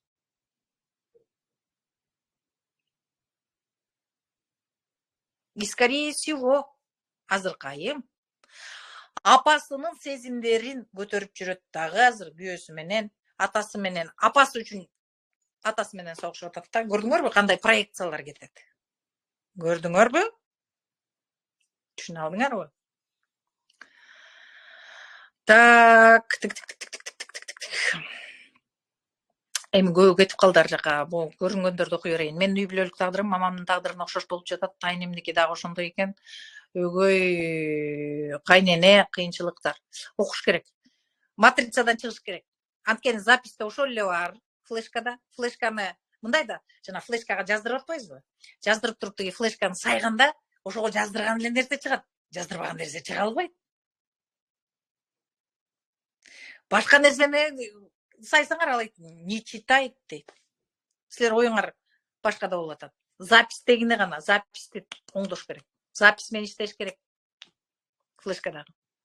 Балабыз ДЦП болуп чарчап калган, эмнеден болгон, ошондон бери төрөгөндөн корком. Айдай, кеп силерде. Түшүнүңөрбү? Скорее всего, күйөөңөр менен ошол балаңар боюңарда бар да, ажырашуу маселеси көтөрүлгөн. Ошондой болду беле, анан мен андан аркысын айтам. Айдай, жазсаңар. Так, мен күйөөм көбүшөт, мага така кылат, көргүсү келбейт, мен өзүмө туура эмес мамиле кылган боломбу? Ооба, конечно. Эмне себептен кайсы бөлүгүңөр ошондой адамды тартып келди? Флешканы текшергиле. Так, эмнени окуйбуз? Көп нерсени окуйбуз. Көп нерсе, өтө көп нерсе өзүбүз жөнүндө. Эмнени окуйсуңар? Өзүңөрдү окуйсуңар. Өзүңөрдү таанытам, өзүңөрдүн жолуңарды тапканды үйрөтөм. Болду. Ошол жөнүндө. Так, андан ары саламатсызбы? Сөөктөрүм ооруйт, какшатып медицинада бар жакшы эмнеден улам болушу мүмкүн. Рахмат. Карагыла. Медицина боюнча бүт показательдер сонун, бирок мен ооруп атам деген силердин психологический ооруңар башталды. Жан дүйнөңөрдүн оорусу башталды. Кайсы суроону чечпей атасыңар? Сөөк деген, мына эмне деген бар? Бирдеме айрылат, сөөк кайрылат деген сөз бар. Эмне эле? Сөөк деген тукум жөнүндө. Ошол жака эмне айрылат эле, я? Ажырайт. Сөөк кайрылат деген бар эмеспи? Ошону жазсаңар. Сөөк деген ата эне тукумуңар жөнүндө. Ошолор менен иштегиле. Жарайбы? Эже аденомиоз, удаление матки деп атат. Иштегиле срочно. Прям разбор алыш керек. Мен 3 ай тынбай разбор алгам. Ал жерде информация жатат. Матканы удаление деген тукумду всё, тукумду улабайм деген сөз. Эмне себептен силер угаллагыңар келбей атат? Анткени себеби силердин атаңарга, энеңерге какой-то таарынч бар өтө чоң. Вот ошону менен иштеш керек. Хорошо? Мен 3 айда сохранить этип калдым. 3 ай. Разбор. 3 айда разбордон чыккан жокмун. Кайсы китепти сунуштайсыз? Психология боюнча көп эле китептер бар, смотря как. Психологиянын түбү жок билимдердин, илимдердин бири. Ошондуктан смотря эмнени билгиңер келет. Джо Диспенза, көп эле нерсеге эмелер бар. Өтө глубокий десеңер, Блаватская бар, өтө глубокий десеңер, андан дагы күчтүү китептер бар, ошолорду окусаңар болот. Эгоизмден кантип кутулсак болот? Акбарчын. Эгоизмден кутулуш үчүн өзүңөрдү таанышыңар керек эң биринчи. Мен эмнени каалап атам? Эмне үчүн эгоист болобуз? Биздин кайсы бир жагыбыз самооценка низкий, төмөн, өтө төмөн. Бизди кичинекей бала чакта бизди баалабай, барктабай, сен койчу деп койгон. Ошол эле убогость, өзүбүздүн жарды жагыбызды жабабыз деп эле анан эгону эле, ой, мен мындаймын, ой, мен мындаймын дейбиз. Мен деле бир убакта ошондой болчумун. Ойлоп алам, мен деле кыйын экен деп. Ошон үчүн эго кайсы убакта өсөт? Силердин кайсы бир жагыңар жабыркап калган кичинекей чакта. Кичинекей боюнча калган, ошону өстүрүш керек. Так, эмнени окуйбуз? Азыр жаңыланууда биз на физическом уровне болгону бүгүн азыр 12ге чейин 500 сом менен эртең 1000 сомдон болот. Азыр төлөп уже орун ала берсеңер болот. Бүгүн 12ге чейин Кыргызстандын сааты менен 12ге чейин 500 сомдон жаңылануу клубуна кирип атабыз. Что такое жаңылануу клубу? Жаңылануу клубунда физический уровеньде физкультураларды жасайбыз. Запись менен бул пока, потому что мен азыр Лос-Анджелестемин, барыңар билесиңер. Обучение кылып атам, дагы квалификациямды жогорулатып атам. Түшүнүңөрбү? Муну запись менен жасайсыңар. Физический уровеньде контенттер берилип турат арасында, физический уровеньде жасайбыз. Мисалы үчүн, биз оозубуз менен иштейбиз, себеби биз бир нерсе кайчы кескенде эмнетесиңер, бирдеме эметке могу жерде тырышабыз. Могу жерлерде информация көп, ошолор менен иштейбиз. Кулак, көз бар менен иштейбиз. На физическом уровне болгону 500 сом. Бир ай. Бул биздин жаңылануу курсубуз. Азыр бүгүн алгандарга 500 сомдон. Эртең уже 1000 сом болуп көтөрүлөт. Себеби мындай баа болгон эмес, азыр просто ушундай шарт кылдык бул жолкуда. Баракчама подписка болуп алгыла, жоготуп албаш үчүн. Анткени мен ар кайсыка жүргөндө ушу көрүнбөй калат экенмин, ошон үчүн подписка кылып алгыла. Азыр Лос-Анджелестемин 12-13, Филадельфия, Нью-Йоркто болом, ошол жакта боломун. Ошол жерде жандуу жолугушууларды өткөзөбүз. Жакын жерде турган, штатта тургандар, пожалуйста, келгиле. Өтө сонун жоопторду алып кетесиңер жашооңордогу. Чечилбей аткан. Бул менин мекендештерге кылган жардамым акысыз болот. Жолугушуу акысыз болот. Ал жерде китебим белекке берилет, диагностикалар жасалат выборочно. Ушундай окуялар болот. Ошон үчүн келип обязательно катышып кеткиле. Андан кийин Чикагода жолугушуу өткөзөбүз буюрса. Андан кийин келип Лос-Анджелесте өткөзөбүз. Тааныш билиштер жардамыңар болсо, же болбосо предложенияларыңар болсо жаза берсеңер болот. Лос-Анджелес, Чикаго боюнча, Нью-Йорк, Филадельфия боюнча. Так, суроо узаттым, жоону албай калдым окшойт, кечирисиз дейт. Эмне суроо эле? Айсалкын. Ой, жылып кетип атат, просто суроо көп экен, ошон үчүн азыр кайсы кирип калган эле суроолорго жооп берип атам. Менин өпкөмдө так бар, кичинемде калган, бирок азыр жакшымын, рентгенден чыга берет дейт. Өпкө деген эмне? Өпкө деген мен жашагым келбейт деген сөз. Ошол жак менен иштегиле, хорошо? Ал өпкөдө так. Биздин жашообуздагы жана оору дегендин баары биздин тугумубуздагы, биздин өзүбүздүн элдерибиз тууралуу маалымат берип турат. Түшүнүңөрбү? Оору деген биздин тукумдагы кайсы бир өкүл дегенди билдирет. Так, бул жерден төлөйбүз деп атышат. Реквизиттерди таштап койгулачы кыздар, пожалуйста. Нормально. Да. Реквизиттерди таштап койсоңор. Хорошо? Азыр төлөп үлгүрөбүз, 500 сомдон дегендер бар. Ошолорго реквизит таштап ийсеңер, эртең уже 1000 сом болот. Муун, сөк, оорулар, ревматизм дегендин баардыгы бул силердин тукумуңар жөнүндө маалымат. Биринчи. Ревматизм деген эмне? Бут оорунун баары кайсы туура эмес жакка бастыңар эле. Ошон үчүн эмдигиче до сих пор себя вините об этом. Понятно, да? Поэтому, пожалуйста, посмотрите в эту сторону. Эмне кайсы жакка барганыңар үчүн өзүңөрдү до сих пор күнөөлөп жүрөсүңөр. Могу жазган суроолоруңар жылып кетип атат, ошон үчүн кайсы туура келгенин окуп атам. Кээ бириңердикин окубай калып атам. Анткени өтө көп болуп кетти. Эже женский жактан эндометриоз жөнүндө айтып сураңызчы. Меники эндометриоз болчу, киста болчу, узловой.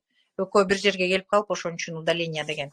Башка эчтеке жардам бербейт деген. Эндометриоз деген бул Мадина Ешбаева. Вы работаете как лошадь. И о себе забыли. Понятно? Поэтому эндометриоз. Ошон үчүн азыр өзүңөр менен иштеп, разборлорду алышыңар шарт. Мен ошондон чыктым. Эндометриоз деген бул эшекте иштеген аялдар. Так.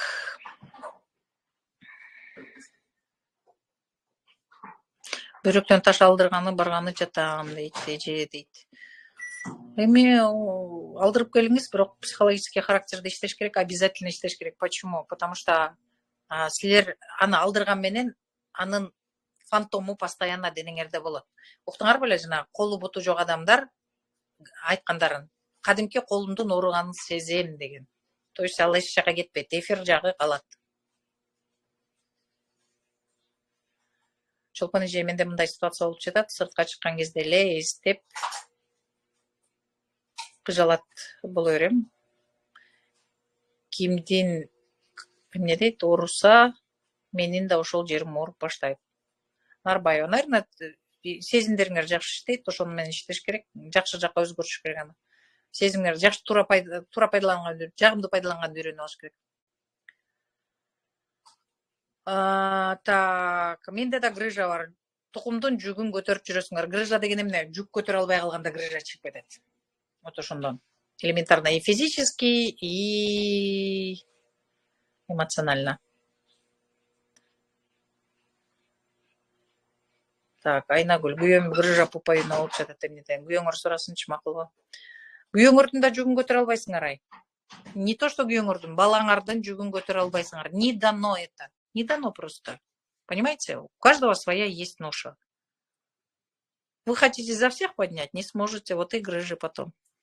Каждый несет свое. Вы научитесь любить себя. Это важно.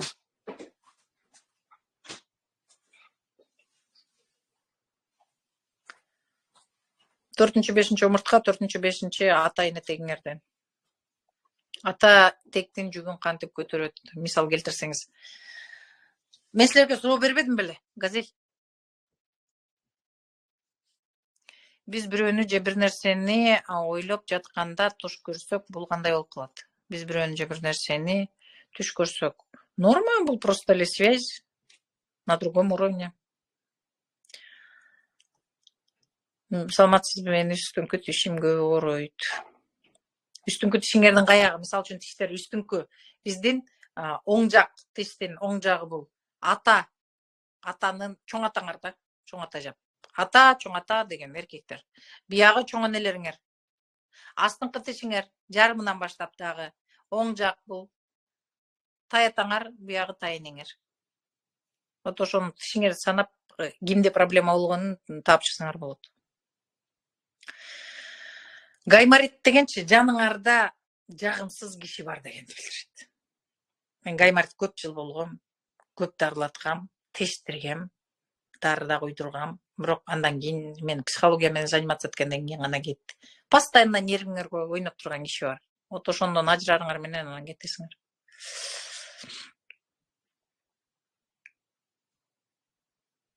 Толкун бар 15 жыл болду дейт.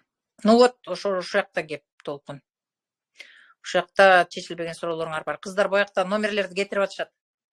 Алып атасыңарбы? Гүлназ кыздар группадан сүйлөшүп номерлерди кетирип атат, скриндеп алгыла. Танзилит, гайморит дегендин баардыгы. Танзилит эмне? Ошол жакта чечилбеген суроолор. Танзилит деген бул каждый раз ошол триггер ойногондо танзилит пайда болот. Башкача айтканда силер чече албаган суроо ошол жакта көтөрүп жүрөсүңөр. Коркунуч, самореализованность начар, жок кайсы. Ошол убакта тамак, танзилит дегендин баары бул жерде. Ушул чакра, горловой чакра башкача айтканда бул вишутха. Вишутха кайсы убакта иштебейт? Силер өзүңөрдү самореализация кыла албаганда башталат. Түшүнүңөрбү? Гайморит жанымда жагымсыз адам бар дегенди билдирет. Могу биздин денелерибиздин баары карта өзүнчө ошону эле. Балдардын тамагы ооруй берет. Жаныбекова, коркунучуңар бар. Эмнеден коркосуңар? Күйөөңөр таштап кетет деппи? Ошон үчүн балдарыңар ооруп берип атат. Башым, так, эмне дейт? Башым резко ооруп сыгылат, но через 10 секунд проходит. Башыңар эмне үчүн ооруйт? Башыңарда керексиз ойлор өтө көп. Онлайн сабактарыңыз канча болот? 500 сом бүгүн, только бүгүн. Пока 500 сом, эртең 1000 сом уже. Так, жашым 37-те, үстүңкү тиштерим жок, астында 4-5 эле тишим калды. Үстүңкү тиш кайсы тек? Үстүңкү тек атаңар жак. Атаңар жак менен связь жок. Ошон үчүн. Так, экземаны жаңы эле айттым. Мен эмне өйдө чыгып кеттимби кайра? Эмне болуп кетти? Ай, окуй. Ылдый түшөйүн. Кой тургула. Мояктан баштап айтайын азыр. Ай, 1,5 саат болуп кетти. Так. Эже балам 14 жашта, ишке көчөгө чыкпайт, үйдө турат, эмнеге? Силерден сураш керек эмнеге экен. Границаны силерге жагат да мындай үйгө чыкпайт деп отурган. Туурабы? Эмнеге? Потому что силерден коркосуңар, эшикке чыкса, силердин жашооңордо кандайдыр бир история болгон. Что эшикке чыкса бирдеме болгонсуңар, силер өзүңөр. Ошон үчүн балаңарды көрүнбөгөн жана кванттык бөлүкчө менен аркандап алып отурасыңар. Вот ошону чечиш керек. Кайсы номерге которобуз дейт.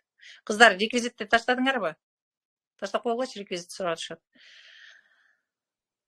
Так, кызымдын оозу стоматит дейт. Ошо стоматит башталарда силер кимге эмне жаман сөз айттыңар эле? Что кислотой оно жеп атат. Качан? Кимге? Каргадыңар беле? Эмне жаман сөз айттыңар эле? Вот ошону разобрать надо. Так, азыр телеграмга кеттим. Телеграмга кеттим. Телеграмга азыр. Телеграмга аралык. Той ёлки, телеграмга кандай барчу элек?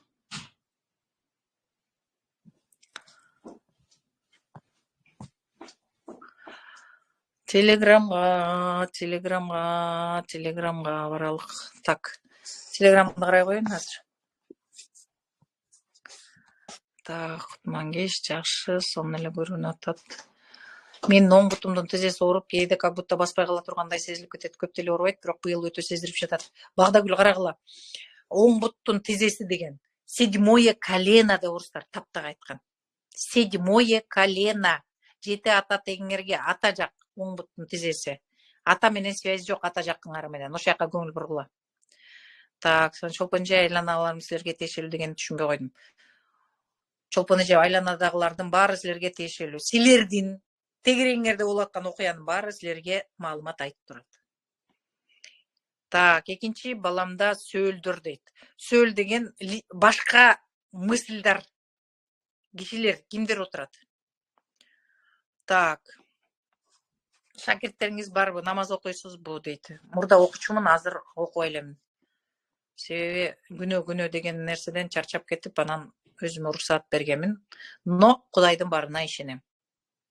1,000,000%. Атайын шарттар менен Кудайга жакындабай эле, мен өзүмдүн жүрөгүм менен жакындагым келди.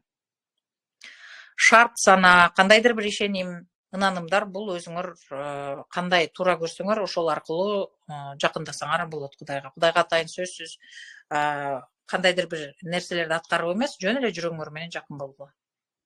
Ошону айтмакмын. Кудай менен силердин ортоңордо посредниктин кереги жок. Поверьте. Но 5 маал намаз өтө күчтүү нерсе, туура окусуңар. Намаз окуп атканда оюңарга ар кайсы нерсе келбейби? Биринчи шарт. Эгерде намаздыр айткандай айтып, оюңар такыр айтала да болсо, окубай эле койгула. Мен ошон үчүн токтотком. Эгерде намаз деген эмне? 5 маал убактымды Кудайым сага берип атам деген сөз. Берип атасыңарбы? Алыңар келип атабы? Улант кыла. Сонун мощный нерсе, акыры бир убакта мен келем кайра. Түшүнүңөрбү? Но биягыңар токтобой, биякта ирик-чириктин баары туруп, анан калп эле бияк кыймылдап, биякта башка нерсе болсо, ал иштебейт. Иштебейт. Негизи мусулманда эгерде туура окусаңар, бул мощный инструмент. Но андай кыла албайсыңарбы? Значит, биякты иштеп тазалап бүтө элексиңер. Тазалап алып, андан кийин окугула. Шакирттерим бар, азыр жаңдан чыгарып келатамын. Азыр мастерлерди окутам, буюрса. 2 гана киши алам. Ушул билгендерим баарын окутам. Так, саламатсызбы? Чолпонжо, иштер жаман болсочу, жарымы жок, мигрен бар. Баары силердин ар жактагы ойлоруңардан, кыздар, балдар. Гнев, кек, кек сактаган. Так, Кутман кеч, мен суроом, так, өзүм эле жабышып уктабай кыйналып жатам, эмнеге башым ачыктай сезим дейт. Уктабагандай эле кыйналып жатам. Сурооңорду түшүнгөн жокмун. Кандайсыз? Биз көкүрөктү кантип ачабыз, өзүбүз кантип тааныйбыз? Көкүрөктү ачыш үчүн өзүңөрдү таанышыңар керек. Эң биринчи суроо, мен киммин? Мен эмнени жакшы көрөм, жагымдуу мен үчүн? Эмне үчүн жагымсыз? Дептерге жазыш керек. Жазыш керек, анткени силердин оюңар чаржайт. Вроде ойлоп баратып, эчтекени аягына чыгарып айтасыңар. Ошону жазган соң жагымдуу жактарды жасай башташ керек. Жагымсыздан кетиш керек, срочно. Бүгүн кечке чейин. Так, горловой чакра менен иштеш үчүн кайсыл курсту алып окуш керек? Азыр как раз бүт өзүңүз эң биринчи проблема өзүңөрдү сыйлабаган, сүйбөгөн, урматтабаган, кемирип кескен, кемсинткенден башталат. Вот ошондон кетиш керек. Анын үчүн өзүн өзү сүйүү деген тема бар. Мына ошону жаңыланууда иштейбиз. Жаңыланууда аябай сонун результаттар. Болгону 1 айы 500 сом. Только из-за того, что мен азыр өзүм окууда болуп атам, запистер менен окусаңар. Но запистер бомбический, мына любой айтат бул жерде окуп аткандар. 500 сом деген жок, но просто мен поездкада жүргөн үчүн какой-то силерге да пайда болсун дедим. Акысыз дейин десем, акысыз жасабайсыңар. Ошон үчүн какой-то бир символический акчаны төлөп, анан окуйсуңар, андан ары уже глубокий окууларга кирип кетебиз. Хотя бы азыр мындан баштай бергиле. 500 сом менен кирип. Бүгүн только 500 сом, эртең 1000 сом. Азыр Кыргызстандын 12-сине чейин. 3-4 саат калды болуш керек, 2-3 саат. Так, жаңылануу клуб эмне жөнүндө эмне кылат? Жаңыланууда жалаң физический культура, на физическом уровне блоктор менен иштейбиз. Түшүнүңөрбү? Ментальный уровендеги ал кымбатыраак турган курстар. Бул физический уровенде дагы силер өтө көп жооп аласыңар. Түшүнүңөрбү? Разбор деген эмне? Разбор бул мисалы үчүн талдоо. Силер биз талдап точечно иштейбиз. Несколько проблема менен одновременно 1,5 саат иштейбиз. Бул индивидуально 20 000 турат. 1,5 сааты. Обучение бар, перезагрузка. Ал 1 айы 20 000 турат. А бул болсо физический уровенде силер блок каякта турганын сезесиңер. Ошону менен иштейбиз 1 ай бою. Ошол жөнүндө жаңылануу деген. 500 сом 1 ай. Мына окугандар айтып атат, окугула деп атат. Щитовидка деген тоже страх, сильный страх, жашабайм деген. Кайсы убакта щитовидкаңар пайда болгон, мына ошол аркылуу биз кайсы проблема турганын разбордо бат эле алып чыгабыз. Щитовидканы дарылаш иттен оңой. Так, телеграмга жооп бердим. Кайра кайттым, азыр эмеге келдим. Мына уже баары Шарипа эже төлөдү, рахмат. Шарипа эже тынбай акча төлөп атышат буякта. Рахмат төлеп аткандарга мен силерге ыраазымын. Издегениңерди таап, жашооңорду жакшы деңгээлге чыгарып алгыла. Ооба, бул курс 4000 сом турат. Бул курс 4000 сом айына. Но бүгүн саат 12-ге чейин эле 500 сом, эртең уже 1000 сом болот. Дагы 2 күндөн кийин 1500 болот. 12-синде окуу башталат. Бул өтө күчтүү, мына буякта окугандар жазсаңар болот. Окуп аткандар кандай нерселерден. Кээ бир нерсени разбору жок эле өздөрү чечип алып атат. Сонун да 20 000 төлөбөй эле мына 500 сомдон силер чечип албасыңар. Сонунбу? Сонун. Бир движениени башташыңар керек. Жакшы ниет коюп, кимге төлөйбүз дейт. Эмени реквизитти таштап коебузуңар буяка кыздар, болобу? Гүлназ. Реквизит бергилечи, шашып атышат, анткени убакыт эме. Сберге төлөсөк болобу? Болот. Жамбаш сөөк, эмнеден ооруйт? Жамбаш сөөк бул деген малый таз, биздин отурган жер бул Ататек. Баарыбыз ошо жерден чыгабыз. Родовой путь. Род менен связиңар жок, тек менен связь жок дегенди билдирет. Мбанк бар. Менин номеримди таштап койгулачы кыздар. Ким бар буякта? Нурперим, Сауле, Мерим. Хотя бы номеримди таштап койсоңор. Разбор болот разбор. Так. Нью-Йоркто, Филадельфияда, Чикагодо, Лос-Анджелесте разборлорду кыламын. Эртерээк жазылып койгула, потому что жазылып башташты. Хорошо? Колу бутум жылабайт. Молдогазиева, силерде блок чоң. Колу бутум жылабайт деген. Карагыла, мындай да, колу бутум жылабайт, анан мондай давление болуп атат, же болбосо давлением низкий, гемоглобин низкий деген. Обычно кандын труба, да, мындай трубада элестеткиле да, кан мондай чоң трубадан өтөт, турабы, мындай агып турат.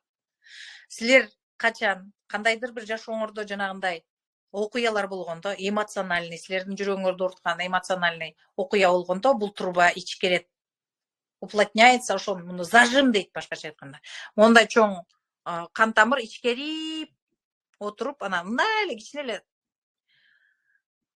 жиптей эле кан өтүп калат. Ошон үчүн кан силердин колуңарга эптеп эле жетет. Ошон үчүн колуңар, бутуңар муздак. Кайсы бир учурда колуңар менен туура эмес ишти кылгансыңар, бутуңар менен ошол жака баргансыңар, и экөөнү күнөөлөгөнсүңөр.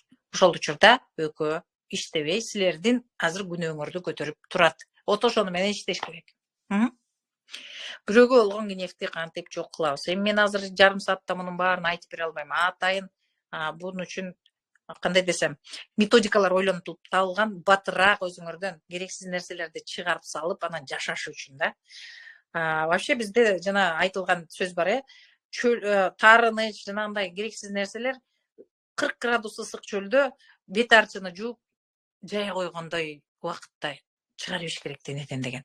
Биз койчу 95 жыл көтөрүп жүрүп атпайбызбы? Анан дене байкуш эмне болуп атат? Чирип атат, ирип атат. Баягы эскирип кеткен, срок өткөн тамак аш жесеңер кандай болосуңар? Так ошондой болуп, интоксикация болуп, анан денеңер курап атпайбы? Кураган дене силерге акча таап бере албайт. Анан айтып атасыңар, мен миллиондорум каякта, эмне үчүн жок болуп атат деп атасыңар. Анткени силер денеңерди осознанно чиритип өлтүрүп атасыңар. Анан кантип алып силерге кыйнап атсаңар, кантип силерге миллион таап бериш керек? Денени гүлдөтүш керек, денени багыш керек, дене жөнүндө кам көрүп, дененин ар бир клеткасы менен сүйлөшкөндү үйрөнүш керек. Мына ошондо силердин денеңердин ар бир клеткасы миллиондон таап келет. Закрепите имбанк номер дейт. Эми аны ошону закрепить эткенди билбейм да. Кантип закрепить этсек экен? Так, ссылка. Мен номериме жазгыла, азыр мен крепит эткенди билбейм го. Крепит эткенди үйрөтүп атып чарчаштым. Закрепить модератора. Кимди койсом экен азыр? Нурперимди коеюн, ошол кыйын кыз эле.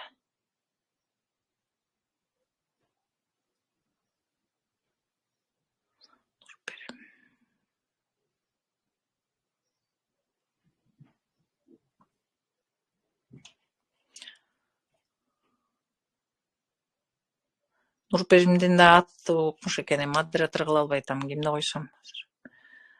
Гүлназды коюп көрөйүнчү. Мээрим Асылбекова. подтвердить. Модератор кылдым. Менин номеримди эме кылып койчу. Крепить этчи кыздардан сурап. Так, андан ары кеттик. Сториска ссылка коесузбу? Бул жактан кирбей койду. Жарайт, макул. Азыр ссылка коем. Мен Италияда жашайм, жаңылануу курсуна катышып, сонун ийгиликтерге жетишкем. Бүгүн дагы кайра жазылдым дейт. Сонун Мира. Молодец, умничка.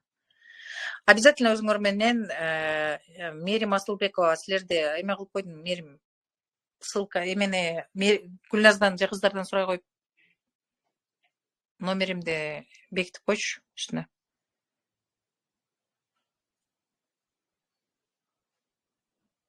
PDD-ни да көп укпагыла, дагы сызга атасыңар дейт. Ал эмне PDD деген? Турганбаева. Карыз кредит деген бул эмне? Карыз кредит деген бул силердин ички дүйнөңөрдө бирөөнө карызсыңар. Ички дүйнөдө силердин сырткы дүйнөңөр только ички дүйнөңөрдү чагылдырып турат. Ички дүйнөңөрдө атама, апама, бир тууганыма же болбосо тиги атамдын инисине карызмын деген оюңар болсо, чоң атама, баккан апама карызмын десеңер, сырткы дүйнөңөрдө постоянно ошол карыз илинип турат.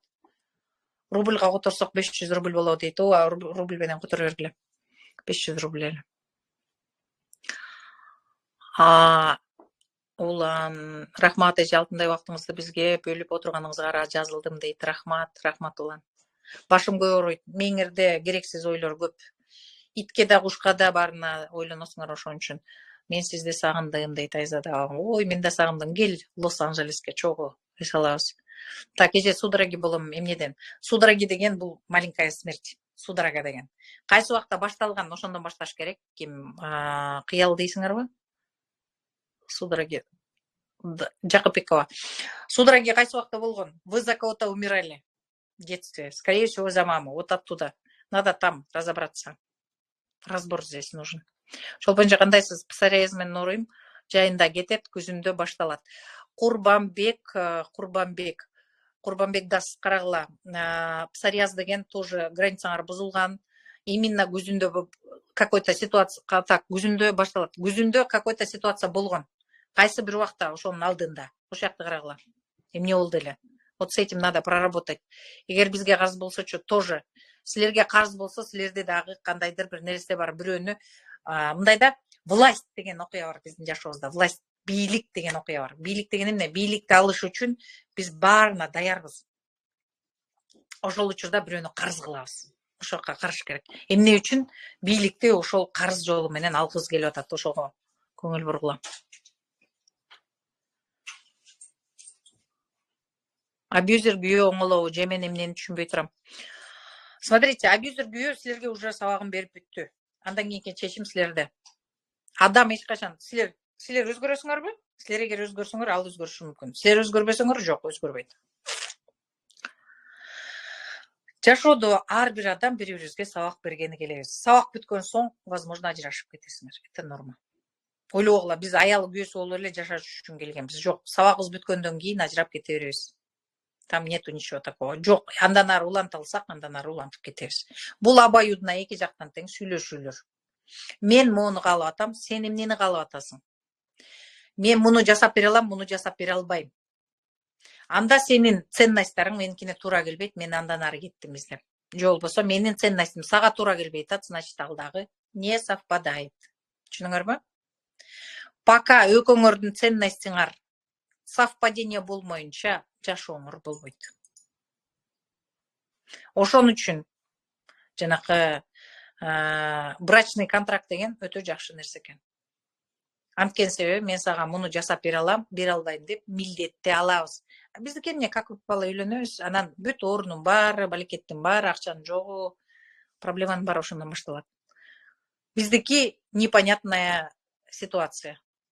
Көп учурда бул ата энетектин жанагы браки совершаются на небесах деген. Алардын башкалардын тагдырын чечип жүрөбүз, өзүбүздүн тагдырды жашай элекпиз дегенди билдирет. Качан өзүңөр менен иштеп, өзүңөрдү окуп тааныгандан кийин уже түшүнөсүңөр. Бул адам меники эмес экен, мен ошол убакта чыгыш керек болуп эле чогалтырмын, же болбосо ушундай болуп калган, же болбосо ушул сыяктуу деген суроолоруңарга жооп аласыңар. А на самом деле убакытты жөн коротпош керек. Если не нравится, просто надо поговорить и просто разойтись. Потому что силердин алдыңарда, наоборот, силердин өзүңөрдүн истинный жашооңор турат. Силер ошону токтотуп атасыңар. Анан жана балам үчүн жашап атам деген вообще бул болбогон окуя. ишенип койгула. Балаңар андай жүктү көтөрө албайт. Балаңар дагы ары проблема кылып атат. Ошон үчүн кандай эрте өзүңөр түшүнөсүңөр, что не ваш человек. Лучше поговорить. А просто типа биздики мондай типа там элдин көзүнө, анан эме өзүңөргө пыль не пускайте в глаза, пожалуйста. Это вам лучше не сделает. Баламдын энурези эненин жүрөгүндөгү болячкадан. Эненин жүрөгүндөгү болячкадан. Түшүнүңөрбү? Чече албаган сурооңор бар. Скорее всего, атасы менен балаңардын. Чече да албайсыңар, айта да албайсыңар, бирок постоянно жүрөгүңөрдө ойноп турат. И бала siiп салып атат, ошон үчүн чыдабай кетип. Силер үчүн ооруп берип атат. Бала эне үчүн ооруп берет. Запомните. Бала өзүнөн өзү эч качан оорубайт. Запомните раз и навсегда. Эненин жүрөгү ооруганда бала ооруп берет. Эне үчүн. Эмне үчүн жанагындай мен айтпадымбы? Энем өлгөнчө мен өлөйүн дейт бала сразу. Энем же атам өлгөнчө мен өлөйүн дейт. Вот ошол убакытта жүгүңдү мен алдым деген сөз. Мы неосознанно это берем. Коркуп кетип. Потому что бала неосознанно понимает, атасы же энеси өлсө, алда өлүп каларын неосознанно понимает. Все. Как только ошону алар менен бала өлүп калат. На каком-то уровне. Ооба биз азыр тирүү жүрөбүз деген менен көпчүлүгүбүз айырмасы жок. Берки өлгөн адамдан. Байкасаңар, оору бул өлүмдүн бир бөлүгү. Акчасынын жоктугу бул өлүмдүн бир бөлүгү. То есть из частичек состоим. А жашаган киши кандай болот? Радостный, акчасы көп, жакшы, в семье все ладится. Вот это все надо различать.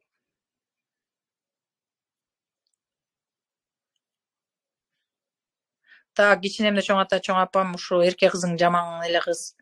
Ошону эч унута албайм, тишим ооруйт дейт. Көрдүңөрбү сактап калган? Тишиңерде сактап калгансыңар ошол информацияны. Тишиңер постоянно ошону ооруп, напоминать этип турат. Проработать нужно. И будет вам счастье. Апамы катыштырсам курска болобу 65 жашта. 74-төгүлөр, 84-төгүлөр окуйт, 95-тегилер окуйт. Түшүнүңөрбү?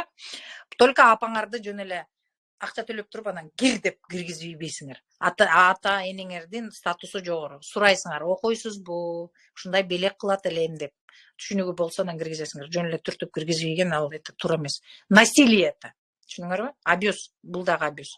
Абьюздун баары эркектен эмес, энеден башталат. Запомните. Эне үйрөтөт балага. Жана абьюз күйөөгө дагы энеден келген абьюз. Аны биз не осознаем просто. Глубоко не изучаем, почему абьюз. Нары жактан келет. Ошон үчүн ошого көңүл буруш керек. Ичемнеге чыгып кетет. Ичи чыккандар, айымдарсыңарбы, мырзаларсыңарбы, ичиңерде какой-то проблеманы көтөрүп жүрөсүңөр. Америкалык репер кармалды, эмне дейт? Эмне дейт? Адам сатуу 9-10 жаштагылар менен жыныстык катнашка түшкөн PTD дүйнөнү дөңгөрөтүп атат го дейт. Кудайым сактасын, андай зачем силерге андай информациянын кереги бар? Зачем? Кереги жок нерсени мондай распространять эткениңерди токтоткула.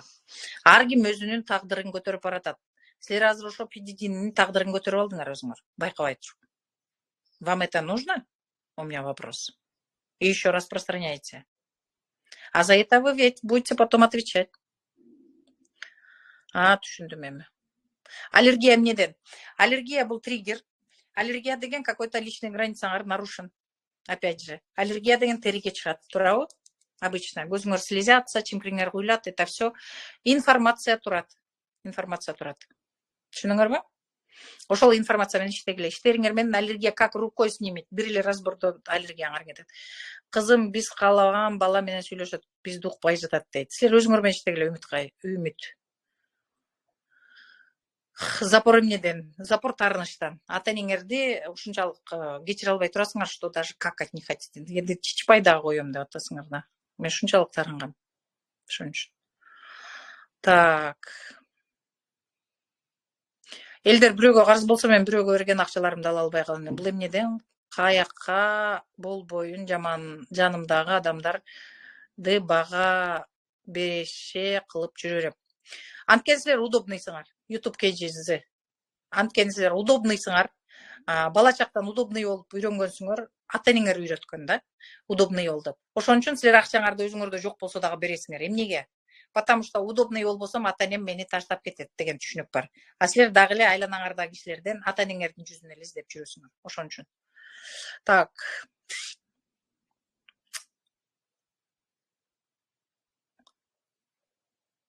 андан ары суроолор көп болуп кетиптир. Уже бүтүргөнгө аз калдык. Суроолоруңарга, акыркы суроолорго жооп берейин. Баарына үлгүрбөй калдым, к сожалению. Хотелось бы, очень хорошие вопросы, мне нравится. Ошон үчүн азыр дагы бир аз суроолорго жооп берейин, анан бүтүрөлүккө 2 саат болуп баратат. Так, бүгүнкү эфир жетиштүүбү? Же эртең дагы бир эфир кылалыбы? Ошону жазып койгула. Макулбу азыр? Астында. Бүгүн жетиштүү десеңер, ушу менен токтотобуз. Так, мен эмнеге күйөөм арак ичет, үйлөнгөндөн бери тынчтык бербейт, чарчадым. Махбура, а эмнеге силер ушо ичкен күйөө менен жашап атасыңар? Мен түшүнгөн жокмун. Вам нравится? Он ваш учитель просто. Он говорит, нравится тебе такая жизнь, а вы терпите. Не знаю почему. И эмне үчүн силер андай күйөөнү тарттыңар? Вот эту часть ошол проработать нужно. Кайсы частьыңар ошондой адамды тартып келди? Зачастую жашоодо силер өзүңөрдүн ролуңарды алмаштырып аласыңар. Кантип? Аялдар биз эне болуп алабыз күйөөлөрүбүзгө. Балдарыбызга эле эмес, бүт Кыргызстандын баарына. Ошол учурда роль съезжает, тагдырлар чаташа баштайт. Кыздар, мисалы үчүн, атабыз деп тийип алган учурлар болот күйөөгө. Ошондо дагы жашоо болбойт. Эмнеге? Ролдордун чаташуусу, тагдырлардын чаташуусу жүрүп атат. Качан экөөң тең равный болгондо ошондо жакшы жашоо болот. Экөөң равный болмоюнча ыйкы-тыйкы жалаң ошондой болот. Түшүнүңөрбү? Ролдордун бул психологияда өтө чоң маани берилген. Ролдорду алмаштыруу, жүк көтөргөн, кантип көтөрөт деп атасыңар. Чоң эне, чоң ата энени көтөрүп жүрөбүз биз обычно, түшүнбөй эле. Мен ошолорго жардам берем, мен ошолорго минтем, же болбосо кайсы убакта таарынган болсоңор, ошондо да көтөрүп аласыңар. Күнөөлүү сезим болсо көтөрүп аласыңар. Ошонун баардыгы тагдырлардын чаташуусу дегенди.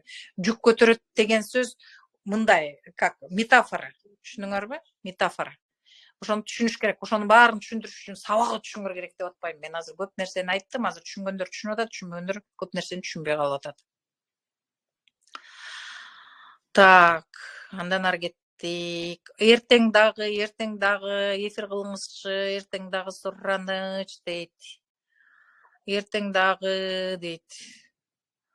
Эртең дагы, вау. Ашкасанында кислота көп чыгат, кыжылдайт эмнеден. Вау. Силерде жөн эле кыжырдануу итей көп. Жаныңарда жакпаган киши бар. Ошону өрттөйм деп кислота көп чыгып атат. Эмнеге? Ким бар? Вопрос менде. Кто вас так триггерит, что у вас столько кислоты, чтобы его сжечь? Кто это? Вот напишите, я вам отвечу дальше, что нужно делать. Так, мен сүйлөгөндө эле эстей берем. Бул эмнеден кабар берет? Энергетические связи неравный дегенди билдирет. Эстей бергенде.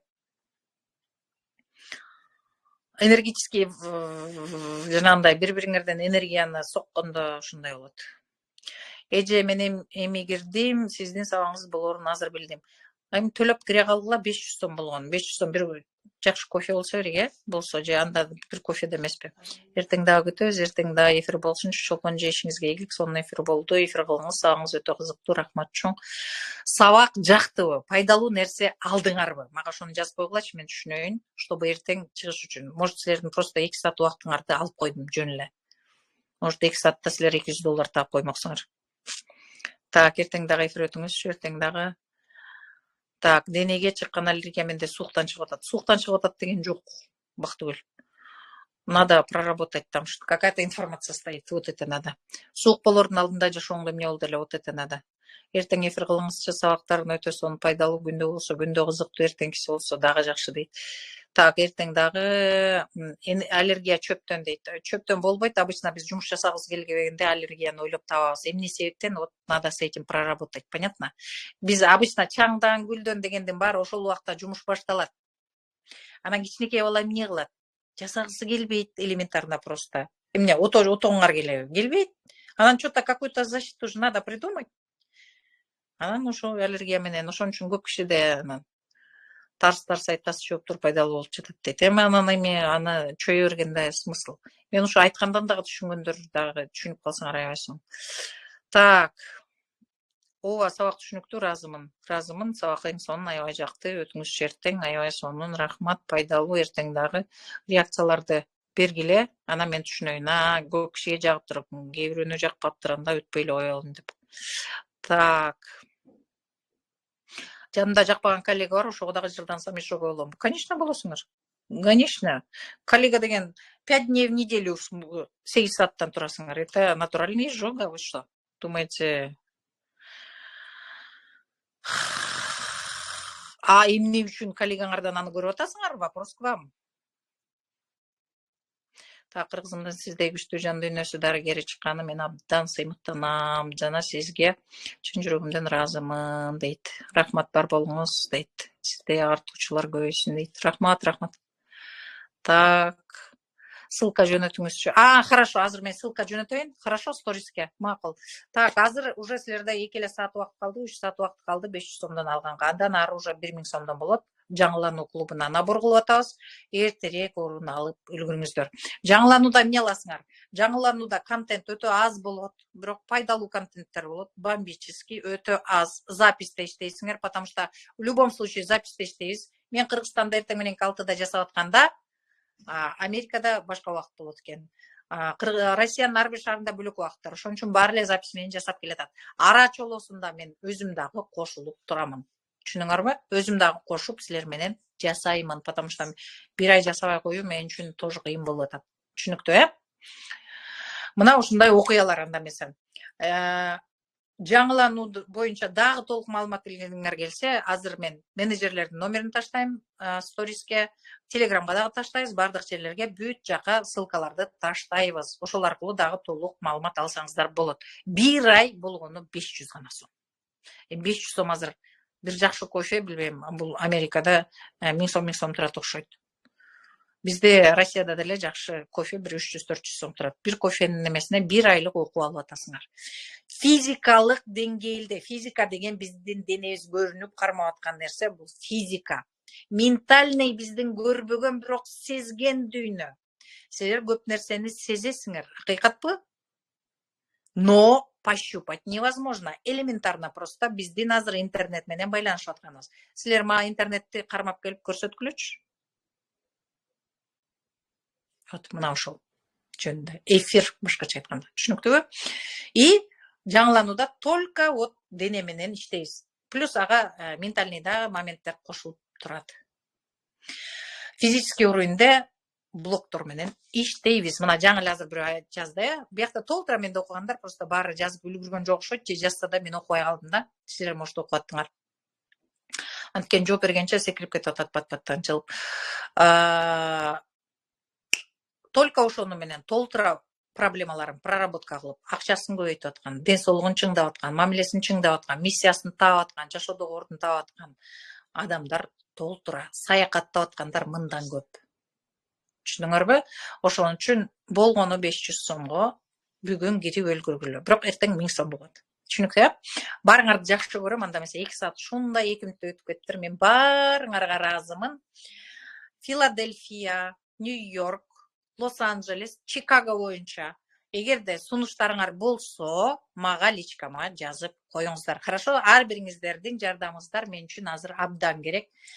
Мен азыр Лос-Анджелестемин, өзүңөр билгендей. Мен деле кайсы бир убакта ойсаган тоонун башында чырак менен колго кир жууган эле келинмин. Болчумун. Бар бириңер өзүңөргө болгон ишенимди эч качан эч нерсеге сатпагыла. Эч качан бирөө берет, аялым берет же күйөөм берет деп отурбагыла силерге. Ыйманыңар бөлөк. Ыйманыңардын тапшырмасы дагы ар бириңердики бөлөк, даже аялы күйөөсүнүкү. Балдарыңардыкы, хотя бир үй бүлөдөбүз. Бирок үй бүлө деген эмне? Бул кандайдыр бир ценность, баалуу нерсени чогуу алып барабыз деп сүйлөшүүлөр. Анан бири-бирибизди пайдаланып же мындай деген иштебейт. Өзүңөрдүн да убактыңарды текке кетиресиңер. Башка бирөөнүкүн да. Ошон үчүн биринчи өзүңөрдүн ценностьти таап, не предавайте себя. Не обманывайте себя. потом будет очень печально, когда время пройдет. Ошон үчүн эң биринчи эмнени каалап кетким келет. Өзүңөргө чындыгыңар менен мамиле кылгыла. Жакпайбы, туруп басып кетиш керек. Жагабы, андан ары уланткыла.